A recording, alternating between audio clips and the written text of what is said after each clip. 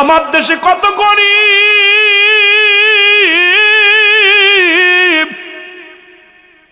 একটা খেজুর খাইতে পারে না, একটা কমলা খাইতে পারে না রে।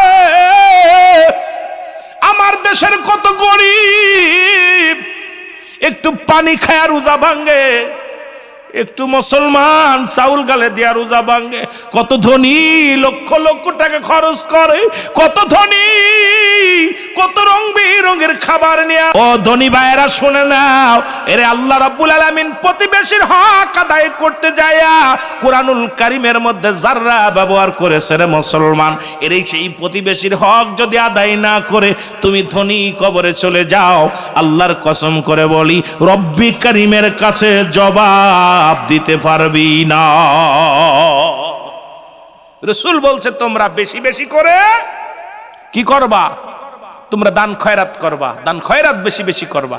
কোন আমাদের দেশে আর একটা ভুল করি আমরা, সেটা দেখি কেউ যদি দাওয়াত দেয়, আমরা ছোটবেলা দেখছি মুরব্বীরা পকেটে করে একটা খেজুর নিয়ে গেছে, চাউল নিয়ে যে খায়, পানি খায়, কয় রোজা কারুত দেব না, রোজা কারুত দিব না। খোদার কসম, আপনি যে ব্যক্তি আপনাকে ইফতার করাইলো তৃপ্তি সহকারে, যা পারলো ভালো মন্দ ভালো করে খাওয়াইলো, এই ব্যক্তির আমলনামা থেকে আমি আমার ভাইরে খাওয়ালাম, আমার আমলনামা থেকে একটা নেকিও আল্লাহ নিবে না। আমার যে আমলনামা, আমার যে নেকি হয়েছিল এই সমপরিমাণ সব আমার ভাইয়ের আমলনামা আল্লাহ লিখে দিবে। সুবহানাল্লাহ বলেন না? কিন্তু আমার থেকে একটা নেকিও নেবে না। কিন্তু আমার দেশে অনেকে ভয় পায়, দাওয়াত দিলে চিন্তা সারাদিন রোজা রাখলাম, এখন রোজাটা ওকে দিয়ে দিব। আহা, কত এরকম বোকামি। এই বোকামি করবেন না, খবরদার, কারণ এই বোকামি করা যাবে না। আপনি তারা তৃপ্তি সহকারে খাওয়াবেন, তৃপ্তি সহকারে খাওয়াবেন। আপনার আব্দুল্লাহ ইবনে মুবারক, যার নাম আপনারা শুনছেন, আব্দুল্লাহ ইবনে মুবারক রাসূলের একদম প্রত্যেক বছর মদিনা শরীফ জিয়ারত করত, প্রতি বছর রওজা পাক জিয়ারত করত। খুব খেয়াল করবেন। ছেড়ে দিব, ছেড়ে দিব। 12টা পর্যন্ত, 12টা পার হয়ে গেছে। আপনাদের কষ্ট হচ্ছে না? ভালো লাগছে, যদিও তাবারক নাই, তবে আমি কষ্ট পাইছি। ইবরুল ভাই, তাবারকের ব্যবস্থা আপনারা করতে পারেন, এর দুঃখ আমি। আমার কথা হলো অনেকেই দিন মজুরি মানুষ ভাই, কষ্ট যদিও হয় সবাই তো একরকম হবে না। যারা কর্ম করে তারা কষ্ট পাবে, আপনাদেরকে কষ্ট দিবে তারা। কেউ চুরি করবে, কেউ দুর্নাম দেবে, চোরের দুর্ফাদি দেবে, কতজন কত কথা বলবে। তাকাবেন না দিক দিয়ে। ভালো কাজে যত যাবেন তত আঘা বাধা আসবে, তত আপনাদের সমালোচনা করবে। কিন্তু এমনও মানুষ আছে, দেখা যায় মাসে এক টুকরা গোস্ত কেনার ক্ষমতা নাই। এমনও মানুষ আছে, এই মানুষটা দুপুরে খাইছে, রাত্রে এখনো খানা ওঠে নাই। কারণ সবাই কর্মজীবী মানুষ, যদিও ঘর গোলা ভরা ধান আছে, কৃষক মানুষ। দেখা যায় বিবি বাচ্চা কাচ্চা সামলাতে যে রান্না করতে দেরি হয়ে গেছে, স্বামী চিন্তা করছে বিবি ভাত তো হয়নি, যাই ওয়াজ শুনে আসি। দেখা যায় ওয়াজ শুনতে এসে পেটে ক্ষুধা লাগতেছে, কষ্ট হচ্ছে, যার সময় এক লোকমা খাবার পৃথিবীতে কেউ কারোর খাওয়াতে পারে না। এক আল্লাহ খাওয়ায়, সমস্ত টন টন খাবার আল্লাহ খাওয়ায় মানুষ বান্দারে। কিন্তু এই বান্দারে, এই প্রাণীকে আল্লাহ খাওয়ায়, পৃথিবী রিজিকের মালিক আল্লাহ। সুতরাং আপনারা সবাই মিলে যদি কাজটা করতেন সৌন্দর্য হতো। যদিও করেন নাই, তবুও আপনারা হাজিরায় কম দেন নাই। যদিও 2-4 জন উঠে যাচ্ছে, বুঝতে পারছি উন্ডা আমার ভালোবাসতে পারে নাই। আর ভালোবাসলেও চিন্তা করছে রুহুল আমিন সিদ্দিকী কি আর কইতো, এখন আমরা চলে যাই। অনেকেই চলে গেছেন, কারণ মাঠটার মধ্যে থাকলে মজা লাগতো। দূরের মানুষ দাওয়াত করে আনছেন, আমিও আপনাদেরকে প্রাণের স্মৃতি বেশি ভালোবাসি। আপনাদের সাথে কেন যেন আত্মার সঙ্গে একটা টান এসে গেছে, এত ভালোবাসা। এই যে আমার রাষ্ট্র ছিল, এত কষ্ট করে আসছি, আমার কষ্টই মনে হয় নাই যে আমি আইসা আমার প্রাণের মানুষগুলো পাইছি। এই মানুষগুলো, ভালোবাসার মানুষগুলো যখন পাইছি, প্রাণটা জুড়িয়ে গেছে, প্রাণটা ভরে গেছে এই মানুষদের মধ্যে আসা পর। কিন্তু আপনারা ফাঁকি দিয়ে 2-4 জন চলে গেছেন। জান আলহামদুলিল্লাহ, দয়া করুক আপনাদের। আগামীকাল যদি এই মাহফিলটা না পান, এই দিকটাকে বললাম আল্লামা কুতুবী রাহমাতুল্লাহ বয়ান করে, বান্দা যখন জাহান্নামের ভয়ে, কবরের ভয়ে খাস তওবা করে আল্লাহ বলে শেষ মোনাজাত, আখেরি মোনাজাত আল্লাহ বলে ডাক দেয়, আল্লাহ তার জিন্দেগি সব গুনাহ মাফ করে দেয়। সুবহানাল্লাহ বলেন না? আর একটু জোরে বলেন না সুবহানাল্লাহ। যেটা বলতেছিলাম, আল্লামা মুবারক, আব্দুল্লাহ ইবনে মুবারক প্রতি বছর রাসূলুল্লাহর রওজা জিয়ারত করে। এই বছর যখন যাচ্ছে, ছেলে ডাক দে বলে আব্বু। কি বাবা বলতে, খুব খেয়াল করবেন, প্রতিবেশীর হকের কথা বলতে যায়, হঠাৎ করে কথাটা মনে পড়ে গেল। যদিও আমি ফজিলাত, 20টা ফজিলাতের কথা আলোচনা করছি, গুরুত্বপূর্ণ আলোচনাগুলো, যেগুলো খেয়াল করতে হবে। রোজা রেখে কি কি করণীয়, কি কি বর্জনীয়। আপনার রোজা রাখা অবস্থায় সবচেয়ে করণীয় হলো, রাসূল বলছে তুমি রোজা রাখা অবস্থায় ঝগড়াঝাটি করবা না, ফাইসা কথাবার্তা বলবা না। যদি কোনো ব্যক্তি বলে তোমার সাথে জঞ্জাল করতে চায়, তুমি তাকে বলবা আমি রোজাদার, এটা শুধু বলবা। রোজা রেখে কখনো মিথ্যা বলবা না। মিথ্যা তো বলাই যাবে না। সবচেয়ে বড় গুরুত্ব আর একটা, রোজা রাখা অবস্থায় যদি আপনি মিথ্যা বলেন আপনার রোজা ফেটে যাবে, রোজা নষ্ট হয়ে যাবে। রোজা রেখে মিথ্যা কথা বলা যাবে না, রোজা রেখে ফাইসা কথা বলা যাবে না। এগুলো সবই ফজিলাতের মধ্যে পড়ছে। মোট 20টা ফজিলাত, এটা নিয়ে আমার ওয়াজ আছে, দেখবেন ইউটিউবিতে ফজিলাত নিয়ে, রোজার ফজিলাত, রোজার বর্ণনা, বর্জনীয় করণীয় এ বিষয় নিয়ে অনেক বিস্তারিত আলোচনা আছে। এগুলো তো প্রত্যেক দিন করাও যায় না, যদিও আজকে একটা সুযোগ পাইলাম। দেখছেন কতদিক ওয়াজ যে কতদিক ঘুরাইছি, একটা দিকে গেলে অনেক আলোচনা করতে পারতাম, কিন্তু সব দিকে একটু টাচ দিছি। একটা কারণ হলো যে পল্লীতে সব রকম মানুষ আছে, পিতামাতার নাফরমানি সন্তান আছে, সুদ ঘুষে আছে, অসংখ্য মানুষ আছে ভুলের মধ্যে। ওয়াজ করতে গেলে 2-4টা দিন আপনাদেরকে নিয়ে বসলে কিছু আইডিয়া আপনাদেরকে দিতে পারবো, কিন্তু এই প্রতিদিন তো আর ওয়াজও হয় না, প্রতিদিন দেওয়াও সম্ভব না। আমরা যারা বসেছি, আব্দুল্লাহ ইবনে মুবারক ছেলে ডাকতে বলছে, আব্বা। কি বাবা? কয় বাবা গো, আমার যে গোস্ত পরানে চাচ্ছে। কি পরানে চাচ্ছে? গোস্ত পরানে চাচ্ছে।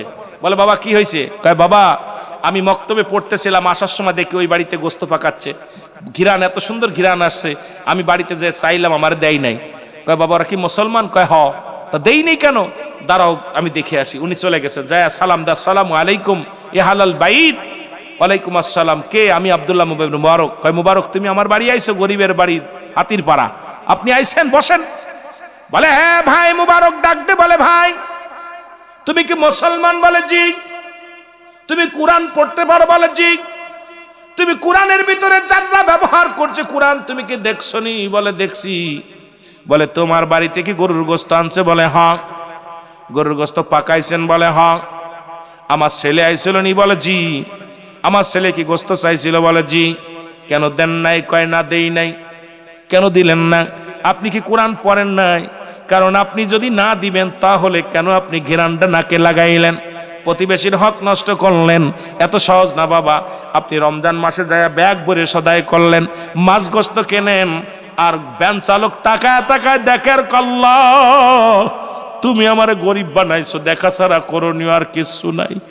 দরিদ্র মানুষগুলো ডাক দেখায়, রব্বি কারীম, ইমরুলরে তুমি ধনী বানাইছো, মাছ গোস্ত কেনে, বড় মাছটা কেনে, মুরগিগুলো কেনে, ওই কত বড় বড় রাজহাঁস কেনে, হাঁস কেনে, তুমি আমারে খাওয়ার তৌফিক দাও না। মনে মনে বড় কষ্ট পায়। এই রসুল বলছে তোমরা যখন রান্না করবা এমন কিছু গোপনে রান্না করবা যখন যেন মানুষের নাকে না যায় লাগে। বাজার যখন করবা গোপনীয় কায়দায় করবা, গরিবের নজরে যেন লাগে না। যদি গরিব মানুষ দেখতে পারে, যদি কষ্ট পায়, আমি আল্লাহ বড় কষ্ট পাই। এই জন্য বাজার করতে যায় যখনই তুমি কেনাকাটা করবা গোপনে কিনে সঙ্গে সঙ্গে ঢুকায় রাখবা।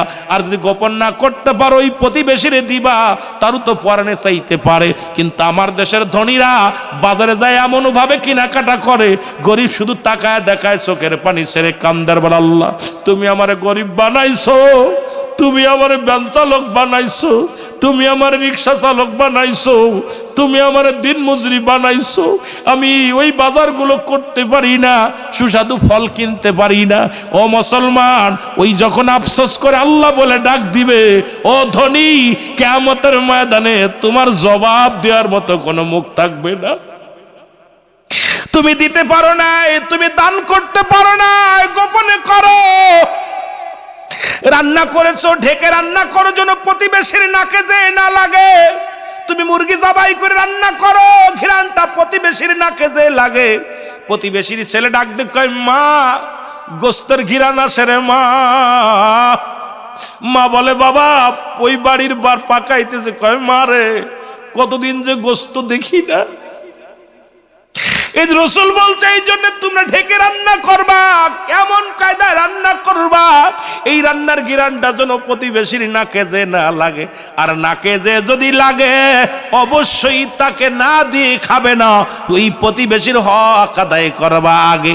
এই প্রতিবেশীর হকের ওয়াজ যদি করি, আমার দেশে অসংখ্য অসংখ্য মানুষ ধরা পড়ে যাবে, আল্লাহর দরবারে জবাব দিতে পারবে না। জোরে বলেন ঠিক কিনা? এত সহজ না, ইসলাম এত সহজ না। ইসলাম মামা বাড়ির মোয়া না যে খালি খাইলাম আর দাস গেলাম আর খাইলাম। ইসলাম মানা বড় কঠিন। আমার বাবারা মুবারক ডাক দে বলে, ভাই তুমি কি কয় দিলে না কেন? বলে ডাক দে বলে, মুবারক আজ 5টা দিন হয়ে গেল আমার ঘরে কোনো চাউল নাই, আমার ঘরে কোনো ডাউল নাই, আমার ছোট ছোট মাসুম বাচ্চাগুলো কান্দে, চোখের পানিগুলো ফেলা কান্দে। ছেলে ডাকতে বলে আব্বু, মেয়ে ডাকতে বলে আব্বু। প্রতিদিন আমি কাজের জন্য বাইর হয়ে যাই, একটা কাজও পাই না, খাবারও আনতে পারি না। আজকে যাবার সময় আমার ছোট ছেলেটা ডাকতে বলে আব্বু, আজকে যদি খাবার না আনতে পারো নির্ঘাত আমরা মারা যাব, আর সহ্য করতে পারি না রে আব্বু, আমাদের জন্য একটু খাবারের ব্যবস্থা করবা। আমি চলে গেলাম কাজের সন্ধানে, কোনো মানুষ আমারে কাজ দিল না। সৈন্য ব্যাগ নিয়ে বাড়ির দিকে যখন রওনা দিলাম, আমার সন্তানের কান্না আমার হৃদয়ের ভিতর বারবার লাগতেছিল। আমার ছোট ছেলেটা ডাকতে বলতেছিল আব্বু, আজকে যদি খানা না আনো নির্ঘাত না খেয়ে মারা যাব। এই কথাটা বারবার আমার হৃদয়ে খুঁড়ে খাচ্ছিল, সহ্য করতে পারি নাই, কানতে কানতে আসতেছিলাম। আল্লাহ, আজকে আমার ছেলেগুলো যদি যে খাবার না দিতে পারি, আমার সন্তানেরা কি বাঁচবে কি মরবে জানি না। এই চিন্তা করতে করতে আসতেছিলাম, হঠাৎ দেখি একটা গরু মরে গেছে। এই মরা গরুর গোস্তগুলো শিয়াল কুকুরে ভাগ করে খায়। এদেরকে তাড়াইয়া আমি উরত থেকে কিছু গোস্ত কেটে বাড়ি এনে মরা গরুর গোস্ত আমার সন্তানদের রান্না করে দিছি। এই কারণে আপনি ধনী মানুষ, আপনার ছেলে আইছিল খাবারের জন্যে, আমি তারে দেই নাই, কারণ আমার সন্তান তো এখন জান বাঁচানো ফরজ। এই জন্য আমি মরা গরুর গোস্ত কেটে এনে আমার সন্তানদের খাওয়াইতেছি। আপনি ধনী মানুষ, এই জন্য আপনার সন্তানের দিই নাই, এর জন্য যদি অপরাধ হয় আমারে ক্ষমা করবেন। আব্দুল্লাহ ইবনে মুবারক ডাকতে বলে ভাই, ও ভাই দাঁড়াও, আমি বড় অপরাধী, প্রতি বছর মদিনায় যাই। এই সাতল পাড়ের জমিনে এমনও ধনী আছে, লক্ষ লক্ষ টাকা আছে, এমনও গরিব আছে যে গরিবটা অসহায় অসহায় দরিদ্র, বলতেও পারে না, কইতেও পারে না, বুকের ভিতরে যন্ত্রণা নিয়ে কান্দে, চোখের পানি ছেড়ে কান্দে। আমার বাবারা আমার শুনে নাও, রাসূলে পাক এইবার কি করলেন, আব্দুল্লাহ ইবনে মুবারক বাড়ি যায় বিবিরে ডাক দিয়ে কয়, বিবি চাউল দাও, ডাউল দাও, তেল দাও, সব আমার মাথায় উঠায় দাও। নিয়ে চলে আসলেন, এসে ডাকতে বলে ভাই রে, এই নাও চাউল, এই নাও ডাউল, রান্না করে খাও, আর এই নাও যদি আরো লাগে আমি দিব। এবছর আমি মদিনায় যাব না, এই বছর আমি মদিনায় যাব না। এই টাকাগুলো নাও, হজ করতে গেলে যে টাকাগুলো লাগতো এই টাকাগুলো আমি তোমারে দিয়ে দিলাম, তুমি এই টাকাগুলো নিয়ে যাও। টাকাগুলো নিয়ে মদিনায় গেলেন না। ৪৫ দিন পরে হাজিরা যখন দেশে ফিরে আসলেন, এসে দেখে আব্দুল্লাহ ইবনে মুবারকের বাড়ি সবাই চলে আসছে। এসে ডাকতে বলে, ভাই মুবারক, হাজী সাহেব, আপনি কেমন মানুষ গো, আপনি কবের ফ্লাইটে আসলেন? হাজী সাহেব বলে, আমি তো আল্লাহর কসম করে বলি এবার মদিনায় হজ করতে যাই নাই। বলে, আপনি মিথ্যা বলেন কেন? একসাথে এক তাঁবুর মধ্যে ঘুমাইলাম, এক তাঁবুর মধ্যে খাইলাম, একসাথে তপ করলাম। আপনি কবের ফ্লাইটে আসছেন? বসেন, আপনি বলেন, আপনি আমাদের সঙ্গে ফাজলামি করেন না। আব্দুল্লাহ ইবনে মুবারক বলে, খোদার কসম করে বলি এবছর আমি মদিনায় যাই নাই। বলে, মিথ্যা বলেন কেন হাজী সাহেব? একসাথে তপ করলাম, একসাথে নামাজ পড়লাম, একসাথে ঘুমাইলাম, আপনি বলেন যান নাই। মুসলমান এলহামের মাধ্যমে খবর আসে, মোবারক রে, তুমি কি জানো না এই বছর তোমার দানটারে আমি এমন ভাবে কবুল করেছি আমি আল্লাহ। এই বছর মক্কা মদিনায় যত হাজি গেছে তোমার দানের ওসিলায় আমি আল্লাহ সমস্ত হাজিদের হজ আমি আল্লাহ কবুল করে নিছি। জোরে বলা যাবে না সুবহানাল্লাহ? এ মুবারক, আর তোমারে বানাইয়া তোমারে সাজাইয়া গোটা মক্কা মদিনা ঘুরাইছি, তোমার মহল্লা থেকে যারা গেছে তাদের তাবুর মধ্যে তোমারে সাজাইয়া দেখাইছি, তাদের সামনে তোমারে খানা খাওয়াইছি, তাদের সঙ্গে তোমারে তপ করাইছি।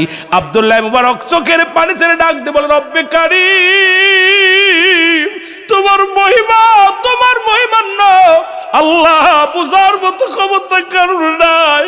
রব্বে কারীম, তুমি আমারে মাফ করে দিও। আমি আরো আগে কেন আমার প্রতিবেশীর হকটা আদায় করতে পারি না? আজকে আমার দেশের অনেক হাজিরা হজের মৌসুম হলে মদিনায় বছর মায়ের রমাদান মাস আসলে হাজিরা মদিনায় চলে যায়। তারা কি করে? মদিনায় যে ইফতার করে, মদিনায় যে রোজা রাখে অনেক সওয়াবের আশায়, অথচ প্রতিবেশী না খেয়ে আছে, প্রতিবেশী ভিখারি, প্রতিবেশীর গায়ে কাপড় নাই, প্রতিবেশীর পণ্যে কাপড় নাই, প্রতিবেশীর পেটে খাবার নাই, প্রতিবেশীর ঘরে খাবার নাই, প্রতিবেশীর ঘরে চাউল নাই, ডাউল নাই। হাজী সাহেব মদিনায় যে বড় নেকি খুঁজতে চাও, খোদার কসম করে বলি, তুমি প্রতিবেশীর হক না আদায় করে মদিনায় গেলা, কিন্তু এই প্রতিবেশীর কাছে জবাব দেবে কি কিয়ামতের ময়দানে? জবাব দিতে পারবে না। জোরে জোরে চিল্লায়া বলা যাবে না আল্লাহু আকবার। তো নবীদের দরজা বন্ধ হয়ে গেছে, তওবার দরজা খোলা। আল্লামা কুতবী রাহমাতুল্লাহ বয়ান করে, দুনিয়ার মানুষ শোনো, আসমান থেকে জমিন পর্যন্ত যত গুনাহ করলাম, এই গুনার কথা মনে করিয়া বান্দা যখন কাজ তওবা করে, আল্লাহ বলে ডাক দেয়, রব্বুল আলামিন, ও আমার আল্লাহ, জীবনের শেষ মোনাজাত মনে করে রব্বি কারিমের দরবারে প্রার্থনা করে, ফরিয়াদ করে, আল্লাহ বলে ডাক দেয়, আমার আল্লাহ রব্বুল আলামিন বান্দার জীবনের সব গুনাহ মাফ করে দেয়। জোরে বলেন মারহাবা।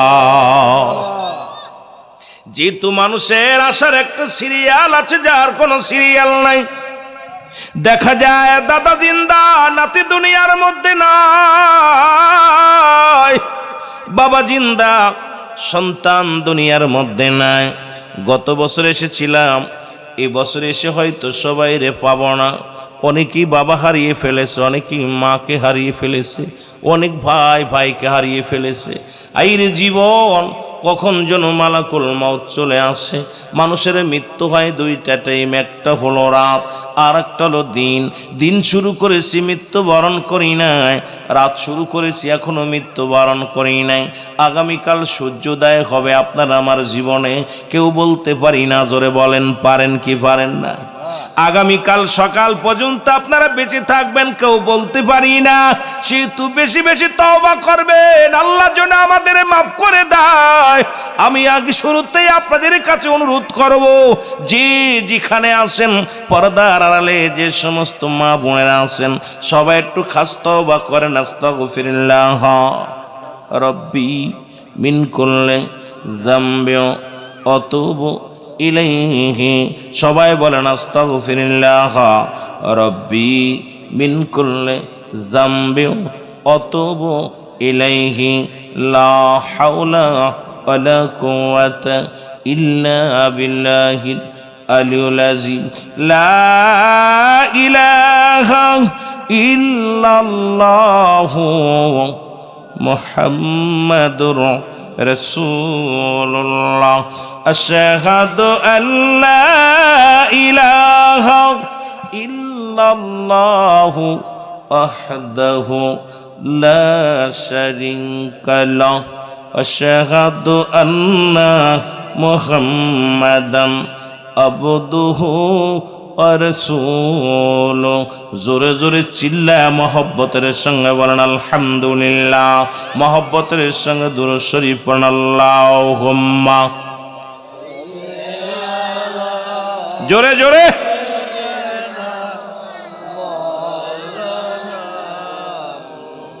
ওয়ালা আলি সাইয়্যিদিনা।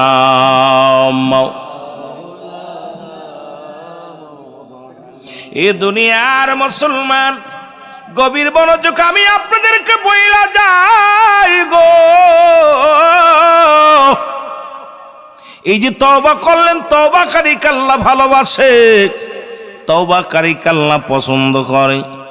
যদি আজকের তওবা কবুল হয়ে যায়, রাতের মধ্যে যদি মরণ হয়, আপনার জীবনটা বড় ধন্য। দিনের মধ্যে যদি মরণ হয়, আপনার জীবনটা ধন্য। কারণ আগামী বছর আমরা মাহফিলে বসতে পারবো, কেউ বলতে পারি না। কারণ মালাকুল মউত থেকে বাঁচার মতো কোনো উপায় নাই। পৃথিবীর মধ্যে কত রোগের ওষুধ পাইলাম রে, দুনিয়ার মধ্যে হাজার রোগের ওষুধ পাইলাম, ওই মরণ রোগের কোনো ওষুধ পাইলাম না, সুতরাং মরণ থেকে বাঁচার কোনো উপায় নাই। জোরে বলেন ঠিক কিনা? মদিনা যাইতে পারলাম না, মদিনা দেখতে পারলাম না, মদিনা যাইতে। আরো জোরে জোরে চিল্লায় বলেন, মদিনা যাইতে পারলাম না, মদিনা। আমি অসহায় তাই এত দূরের, আমি অসহায় তাই এত দূরের, দূর থেকে সালাম জানায়। বলো, দূর থেকে জানায়, মদিনা যাইতে পারলাম না, মদিনা। আরো জোরে জোরে চিল্লায় বলেন, মদিনা যাইতে পারলাম না, মদিনা। মদিনার নাম কত মধু,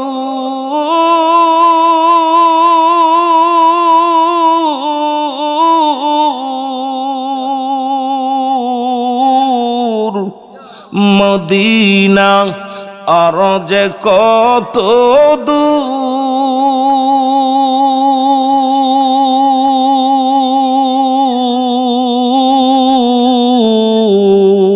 ওই মদিনার পথের দুলি, ওই মদিনার পথের দুলি মাকুতে পারলাম না, মদিনা। এই গম থেকে উঠে ভাই না, দেখতে পারলাম না, মদিনা যাইতে, মদিনা যাইতে পারলাম না। আমি অসহায় তাই এত দূরে রই, বলো অসহায় তাই দূর থেকে সালাম জানাই। বলো, দূর থেকে জানাই, মদিনা যাইতে পারলাম না, মদিনা। মদিনার নাম কত সুন্দর,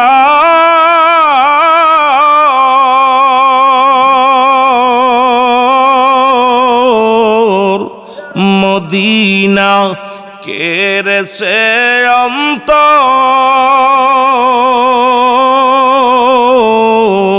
এই গরিব দুঃখীর সালাম খানি, গরিব দুঃখীর পৌঁছাই দিও মদিনায়। বলো, পৌঁছাই দি, মহব্বতে বলেন না, মদিনা যাইতে পারলাম।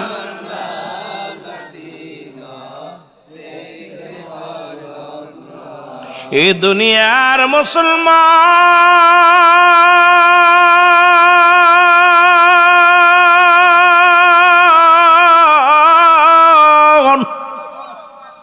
কয়েকটা কথা বলে আমি আলোচনা শুরু করব গো। যেহেতু মাহে রমাজান মাসের আগে আর হয়তো এলাকার মধ্যে আর মাহফিল নাই, এই রমাজান মাসে তিনটা ভাগে ভাগ করলেন। একটা হলো রহমত, আর একটা হলো মুসলমান মাগফিরাত, আর একটা হলো নাজাত। রহমত, মাগফিরাত, নাজাত, এই তিনটা ভাগে ভাগ করলেন। রাসূল বলছে, মানুষের এই রমাজান মাস আসার আগেই ও মুসলমান, এই মানুষের জীবন দশায় 50 বছর 60 বছরের জিন্দেগির মধ্যে গনিমতের মালের সঙ্গে 5টা জিনিস অবকাশ্য আপনার আমার ধরে রাখার জন্যে। 5টা নিয়ামত, এই 5টা নিয়ামত সারা যাবে না। যেমন গনিমতের মাল পাইলে যেমন সাহাবীরা যুদ্ধের ময়দানে যখন পরাজয় করলেন বাতিলদের, গনিমতের মাল যখন রসুল নিতে বললেন, যে যেটা পারলেন তদ্রূপ তখন সেটা ধরে নিলেন। তদ্রূপ এই পৃথিবীর মধ্যে আপনার জীবন দশায় এই 50 বছরের 60 বছরের জিন্দেগির মধ্যে 5টা অবকাশ আপনার জন্য জরুরাত। এই 5টা জিনিস অবশ্যই আপনাকে পালন করতে হবে যদি আল্লাহর জান্নাতে যেতে চান, যদি শান্তিতে থাকতে চান। এই মাহে রমাদান মাস আসছে, এই মাসটা আমাদের জন্য অতি গুরুত্বপূর্ণ মাস। এই মাসের মধ্যে বরকতপূর্ণ আছেন, এই মাসের মধ্যে 20টা ফজিলাত আছে, সেই ফজিলাতগুলো আমাদের জানার দরকার। এরপরে আমি মূল আলোচনায় চলে আসবো। আপনাদেরকে যুবক বাবারা সকলে ধৈর্য ধরে বসবেন। বাস্তবতা নিয়ে আলোচনা করব, সামাজিকতা নিয়ে আলোচনা করব। আমাকে বলেছেন হুজুর মেয়েদেরকে নিয়ে একটু বলবেন, যদি সময় পায় রব্বে কারিম দয়া যদি করে অবশ্যই বলার চেষ্টা করব। রব্বুল আলামিন যেন গোলামের জবান দেয়া সুন্দর কথা বলার তৌফিক দান করে। জোরে জোরে চিল্লায়া বলা যাবেন আল্লাহু আকবার। এ মুসলমান গভীর মনোযোগ। রাসূল বলছে এর মধ্যে 1 নাম্বার হলো যৌবন কাল রে। 5টা অবকাশ, যে 5টা জিনিস ধরে রাখতে হবে, গনিমতের মালের মতো পাইলে এটা ধরতে হবে, নিতে হবে। আমি আপনাদেরকে যে কথাগুলো বলি অনেক যুবক বাবারা আছেন, এই জন্য আপনাদের জানাইতে হবে। কারণ গত বছর এসেছিলাম একটা চুলু পাকে নাই, এবছর অনেকগুলো চুলের মধ্যে পাকন ধরছে। তার মানে আর বুঝতে বাকি নাই আগামী বছর আসতে হয়তো বাঁচবো কি বাঁচবো না জানি না, যে কোনো মুহূর্তে মরণের চিঠি আসতে পারে। জোরে জোরে চিল্লায় বলেন ঠিক কিনা। এ যুবক, 1 নম্বরে হলো তোমার যৌবন কাল। রাসূল বলছে যৌবন কালের ইবাদত। এই 18 বছরের মানুষ 16 বছরের যুবতীরা হবে জান্নাতি।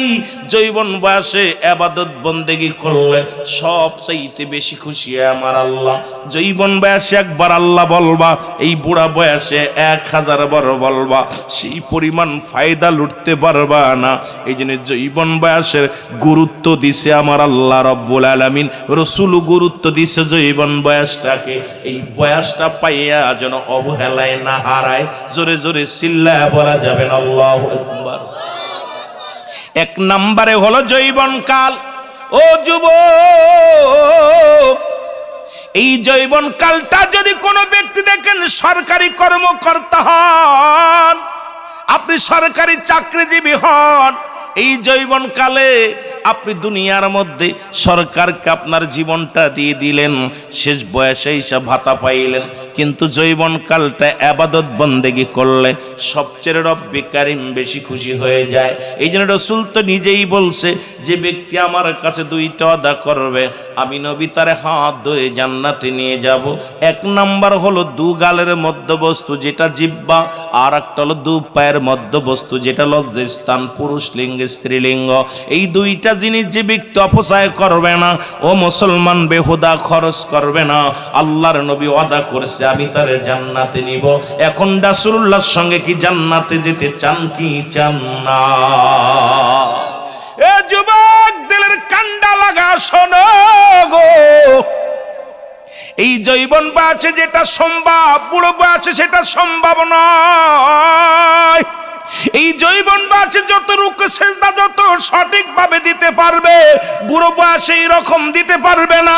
এই যৌবন কালে যা তুমি পারবা, বুড়ো বয়সে সেটা পারবা না। এই জন্য রাসূল বলছে, গুরুত্ব দিছে 5টা বিষয়ের উপরে। তার মধ্যে 1 নাম্বার হলো যৌবন কাল। এই যৌবন কালটা মুসলমান, এই যৌবন কাল সরকারে দিতে পারলে পেনশন দিয়ে দিবে। এই যৌবন কালে সম্পদ গুছাইতে পারলে বুড়ো বয়সে খাওয়া যাবে।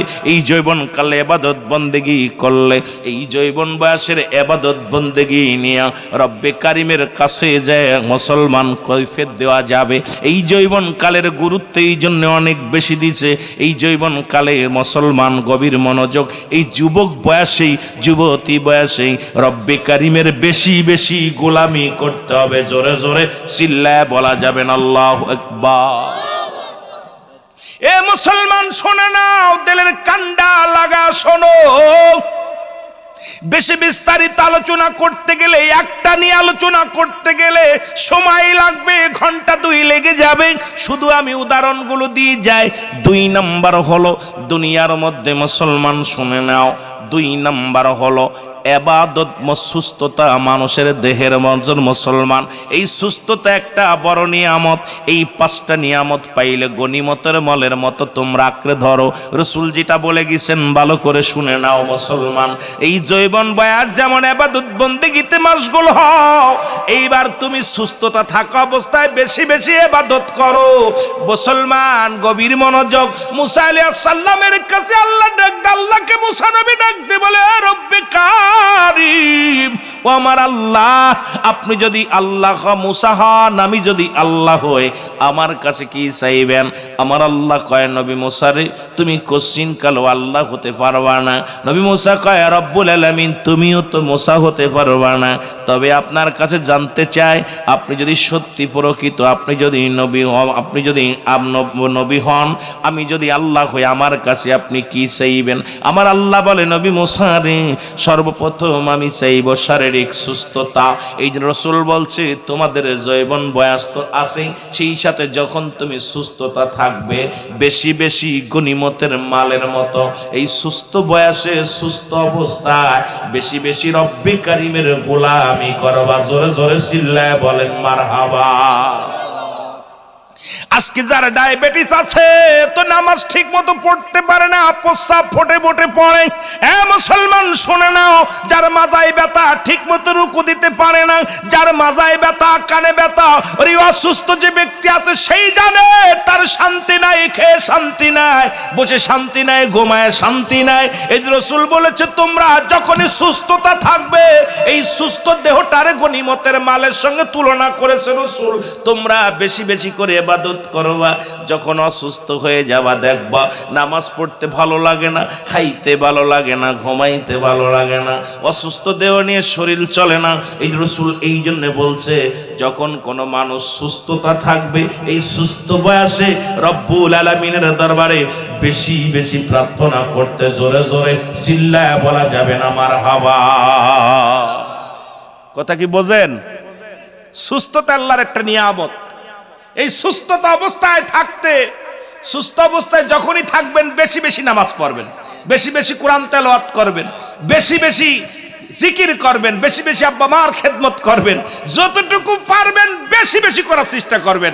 রাসূল গনিমতের মালের সঙ্গে তুলনা করছে যে সুস্থতা, মানুষ যখন দেহটা ভালো থাকে, এই মানুষটা যেন এমন ভাবে আল্লাহর মশগুল হয়ে যায়, এমন ভাবে দ্বীনের পথে দায়ী হয়ে যায়, সে যেন দুনিয়ার অন্য কিছু বোঝে না, সে আখিরাতমুখী হয়ে যায়, সে যেন কবরমুখী হয়ে যায়, সে যেন আল্লাহমুখী হয়ে যায়, রাসূলমুখী হয়ে যায়। কিন্তু সুস্থ থাকলে খেলবেন তার জুয়া, আর সুস্থ থাকলে পরের মেয়ের পাঁচ পাঁচ করবেন, বুড়া বয়সে আইয়া অসুস্থ হইয়া হাসপাতাল তাইয়া, মাজা চলে না, পেট চলে না, দাঁত নাই, সব নাই, অবসুস্থ হইয়া আল্লাহরে ডাকবেন, কাজে লাগবে না। এই জন্য সুস্থতা বড় একটা নিয়ামত। এই নিয়ামত পাওয়ার পর আপনারা বেশি বেশি ইবাদত বন্দেগী করবেন। রাজি আছেন তো? আরো জোরে বলেন, রাজি আছেন তো? এ যুবক, রাসূল বললেন 3 নাম্বারটা হলো, 3 না 2 নাম্বার চলে গেল। 3 নাম্বার হলো অর্থ সম্পদ, টাকা পয়সা। ও বান্দা শুনে নাও, যখন তোমার হাতে আসবে তখন তুমি বেশি বেশি দিনের পথে ব্যয় করো, দান ধ্যান করো, মসজিদে দান করো, মাদ্রাসায় দান করো, তুমি কি করো, মাহফিলে দান করো, গরিব অসহায়ের দান করো। এই যখন তোমার হাতে টাকা পয়সা আসবে, ইনকাম আসবে, অর্থ আসবে, তখন তুমি কি করো, গনিমতের মালের মতো তুমি এগুলো কি করো, বেশি বেশি করে দান খয়রাত করো। এই বুড়া বয়সে যখন তুমি এই ধন সম্পদ, এই যৌবন কালে টাকা পয়সা গুছায় রাখছো, আজকে সন্তানাদি বিদেশ বিদেশে পাঠাইলা, সন্তান ডাক্তার হলো, ইঞ্জিনিয়ার হলো, বড় টাকার মালিক হয়ে গেল, ধন্না ধরে তাকায় থাকো 200 টাকার জন্য। বিকেল হলে ছেলেরে বলো 200 টাকা দাও, বাজারে যাব।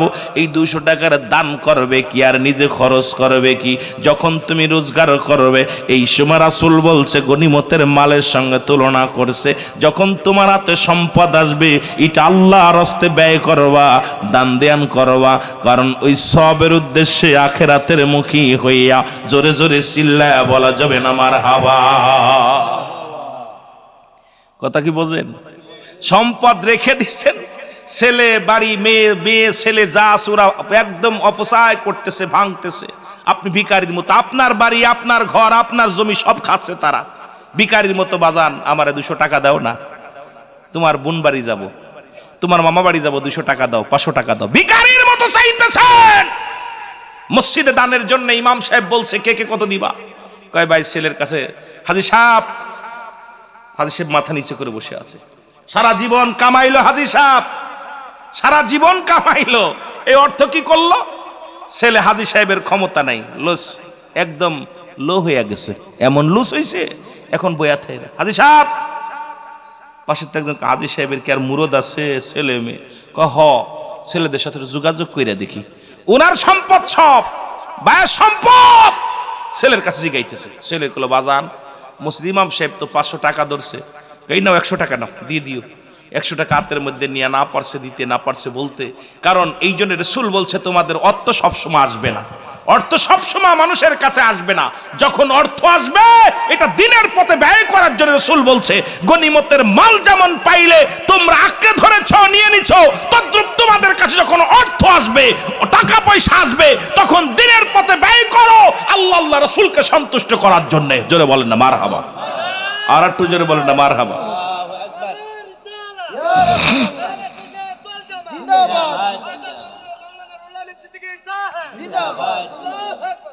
কথা কি বুঝতেছেন? এর এক একটা নিয়ে বিস্তারিত আলোচনা করলে আমি 1-2 ঘন্টা কাটাই দিতে পারবো, কিন্তু আপনাদেরকে আমি লস করাবো না।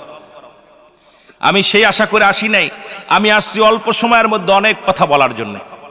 এই জন্য আপনাদের কাছে অনুরোধ করি, সম্পদ এক সময় লক্ষ লক্ষ টাকা কামাইছেন, এমন একটা সময় আছে আপনার কাছে গুল কেনার টাকা নাই।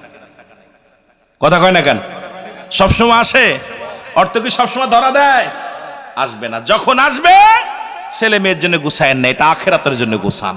ছেলে মেয়ের জন্য রাখবেন না আমি তা বলে নাই, কিন্তু যতটুকু প্রয়োজন সেটুকু রাখেন, বাকিটুকু চিন্তা করবেন আমি সদকা দিব, আমি যাকাত দিব, আমি দান ধ্যান করব, আমি দ্বীনের পথে ব্যয় করব আল্লাহ আল্লাহ রাসূলকে পাওয়ার জন্য। জোরে বলেন না মারহাবা, আর একটু জোরে বলেন না মারহাবা। রাসূল বলছে গনিমতের মাল যেমন তোমাদের যেটা ধরবে যেটা তোমার হয়ে যাবে, তদ্রূপ তোমার অর্থ তুমি দান করে যাবে। তোমার সম্পদ গুলো দিনের পথে যখন ব্যয় করে যাবে এর একটা বেনিফিট তুমি পাবা, ওই সন্তান দিবে, ভাই দিবে, ছেলে দিবে, এই চিন্তায় থেকো না, কারণ তুমি আল্লাহর রাস্তে তুমি দান করো। জোরে জোরে চিল্লায় বলো মারহাবা। 4 নাম্বার হলো রাসূল বলছেন তোমাদের পিতামাতা, পৃথিবীর মধ্যে যাদের আব্বা মা জীবিত আছে লক্ষ্য করে শুনবেন, যাদের আব্বা মা দুনিয়ার মধ্যে জিন্দা আছে, রাসূল বলছি পিতা মাতার নাফরমানি 3 শ্রেণী মানুষের দোয়া কবুল হয় না। তার ভিতরে 1 নাম্বার হলো পিতা মাতার নাফরমানি সন্তান, 2 নাম্বার হলো এতিমের মাল ভক্ষণকারী, 3 নাম্বার হলো হিংসুটে মানুষ। রাসূল বলছে তোমাদের পিতা মাতা যাদের জিন্দা আছে এত পরিমাণ ভালোবাসবা, এত পরিমাণ তাদের সম্মান করবা, এত পরিমাণ তাদের কাদর করবা, তোমার বাবা তোমার মা তোমার মাথার তাজ। কারণ নবীজি বলছে ও যুবক শুনে নাও, শুনে নাও, ওই পিতামাতার নাফরমানি সন্তান কখনো জান্নাতে যেতে পারবে না। এই সন্তানের প্রতি, প্রতিটা বাবা মার প্রতি সন্তান তার 14টা হক রয়েছে। 7টা হক হলো ইন্তেকালের পরে, আর 7টা হক হলো দুনিয়ার মধ্যে জীবিত থাকতে। 7টা হক হলো ইন্তেকালের পরে। যাদের আব্বা মা দুনিয়ার মধ্যে নাই হাতটা উঠায় দেখাও কার কার আব্বা নাই, কার কার মা নাই। যাদের আব্বা মা কেউ নাই, আরে কেউ, অনেক মানুষের আব্বা মা নাই, এতিম হয়ে গেছে। আমার রাসূল বলছে তোমাদের পিতামাতা যখন পাবে তাদের এত ভালোবাসবে, এত খেদমত করবা, ওই খেদমতে রব্বে কারীম রাজি হয়ে যাবে। জোরে জোরে বলেন মারহাবা। ওরে আমি যদি যাই গো মারা, আমি যদি যাই গো মারা বিদেশের মাটিতে, লাশটায় আমার পৌঁছাই দিও মায়েরি কোলেতে, বলো লাশটায় আমার পৌঁছাই দিও। বাজান গজল গাইলে সময় নষ্ট হবে আপনাদের, দ্রুত খুব বেশি বেশি গাওয়া যাবে না, 2-1টা হয়তো মাঝে মাঝে গাইব, শুধু আপনাদেরকে ভালোবাসা দেওয়ার জন্য। বলেন আমি যদি যাই গো মারা, আমি যদি বিদেশের মাটিতে লাশটায় আমার পৌঁছাই দিও মায়েরই কলেতে, বলো লাশটায় আমার পৌঁছাই দিও। গ্রামবাসী রে একটা দাবি করি তোমাদের কাছে, আমার মহল্লাবাসী রে আমি দাবি করি তোমাদের কাছে, জন্মের পরে যে কোলেতে রাখছে আমার মা, সেই মারে না দেখাইয়া আমার দাফন দিও না, আমায় কবর দিও না। জন্মের পরে যে কোলেতে রাখছে আমার মা, সেই মারে না দেখাইয়া আমার কাফন দিও না, আমার দাফন দিও না। আমার মায়ের মুখটি দেখলে পারে, মায়ের মুখটি দেখলে পারে শান্তি পাবো কবরে, লাশটায় আমার পৌঁছাই দিও মায়েরই কলেতে, বলো লাশটায় আমার, আরো জোরে বলেন লাশটায় আমার পৌঁছাই দিও মায়েরই কলেতে।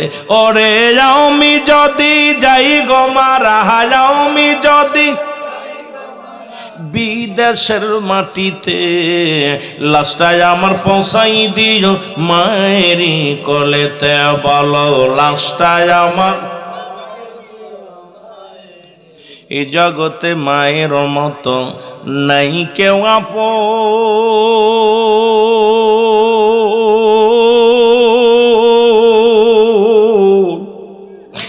আমার সেই মারে না দেখাইয়া দিস না রে দাফন। এই জগতে বাবার মতো নাই কেউ আপন,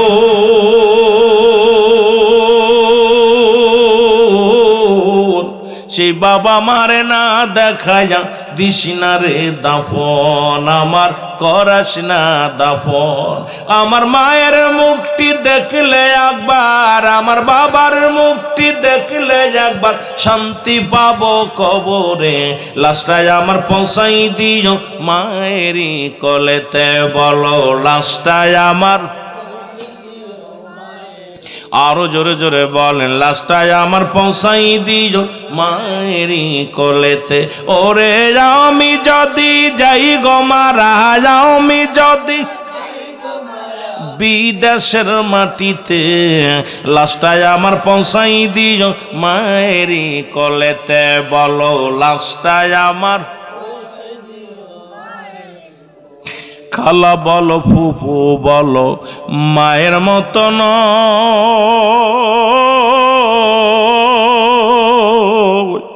চাচা বলো খালু বলো বাবার মতো নয়, কেহ বাবার মতো নয়। ও মা থাকবে যতদিন ধরায় বেঁচে, কাঁদবে সন্তানের আশায়, হস্ত তুলে করবে দোয়া মাপ করো আল্লাহ, খায় খায় হস্ত তুলে করবে দোয়া মাপ করো আল্লাহ। ওরে আমি যদি যাই গো মারা, আমি যদি লাশটায় আমার পৌঁছাই দি।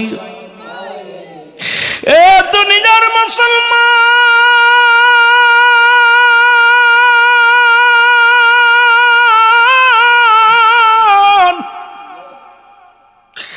আমার নবী বললেন এই পৃথিবীর মধ্যে তোমাদের পিতা মাতা যখন বিদায় নেবে রে, সাতটা হক আদায় করতে হবে। এক নাম্বার হলো তাদের জন্য মাগফিরাত কামনা করতে হবে, যাদের আব্বা নাই মা নাই ভালো করে লিখে নাও। এক নাম্বার হলো তাদের জন্য মাগফিরাত কামনা করা, দুই নাম্বার তাদের জন্য সবরেশনি করা, তিন নাম্বার মুসলমান তাদের দিন আদায় পরিশোধ করা, ঋণ পরিশোধ করা। মুসলমান চার নাম্বার হলো তাদের ওসিয়াতগুলো পালন করা। এই পৃথিবীর মধ্যে শরীয়ত মোতাবেক আব্বা মা মা যে ওসিয়াত করে গেছি এটা পালন করা। মুসলমান শুনে নাও, 5 নাম্বার হলো আব্বা মার আত্মীয় স্বজনের সঙ্গে ভালো ব্যবহার করা। আজকে বাবার আত্মীয়, বাবার ভাই যারা আছে, আজকে অনেক বাতি যারা টাকার মালিক পাহাড় হয়ে গেছে, কিন্তু চাচার লগে ভালো সম্পর্ক নাই, খালার সঙ্গে সম্পর্ক নাই। রসুল বলছে তোর আব্বা মারে যদি কবরের শান্তিতে রাখতে হয় এই 7টা হক আদায় করতে হবে। 5 নাম্বার হলো তোমার এই মুসলমান বাবা মার আত্মীয় স্বজনের সঙ্গে ভালো ব্যবহার করতে হবে, যোগাযোগ রাখতে হবে। 6 নাম্বার হলো তোমার বাবা মার আত্মীয় স্বজনের সাহায্য সহযোগিতা করতে হবে। আজকে অনেক ভাইয়েরা লন্ডনে গেছেন, আমেরিকা গেছেন, মালয়েশিয়া গেছেন। আরে মুসলমান কোটি কোটি টাকা কামাইতেছো, বড় ব্যবসা করো, নিজের চাচা ভ্যান চালক, রিক্সা চালক, এই রমজান মাসে একটা খেজুর কেনার টাকা নাই, এই রমজান মাসে মুসলমান একটু ভালো ইফতার করার সুযোগ নাই। চাচার চোখের পানি পড়ে, চাচির চোখের পানি পড়ে, মায়ের আত্মের চোখের পানি পড়ে, তোর মতো ধনীর কপালে ছাতার বাড়ি। যুবক শুনে না, আমার রাসূল বলছে তোমার পিতা মাতার আত্মীয় স্বজনের সাহায্য সহযোগিতা করতে। আজকে আমরা ধনী হয়ে গেছি কিন্তু আত্মীয় স্বজনের ধার ধারি না, মার আত্মীয় চিনি না, বাবার আত্মীয় চিনি না, মার বোন খালারও চিনি না, খালাতো ভাই বোনটাও চিনি না। ও মুসলমান, পরিচয় দেওয়া লাগে। তোর আব্বা মা তো কবরে শুয়ে আছে, কি জবাব দিবি আল্লাহর দরবারে? এই জন্য রাসূল বলছে 6 নাম্বার হলো তোমার বাবা মার আত্মীয় স্বজনের সাহায্য সহযোগিতা করা। 7 নাম্বার হলো তোমার আব্বা মার কবরটা বেশি বেশি করে সময় করে জিয়ারত করা। জোরে জোরে চিল্লায়া বলা যাবে না মারহাবা। এখন আমি আপনাদেরকে জিগাই, কে কে ফজরের নামাজ পড়ে আব্বা মার জিয়ারতটা করছেন? একটা লোক হাত উঠেছে। এগুলো মানুষের বাপ মা মারা গেছে, আইরে কপাল ফুরা। রাসূল বলছে বেশি বেশি করে আব্বা মার কবর জিয়ারত করতে।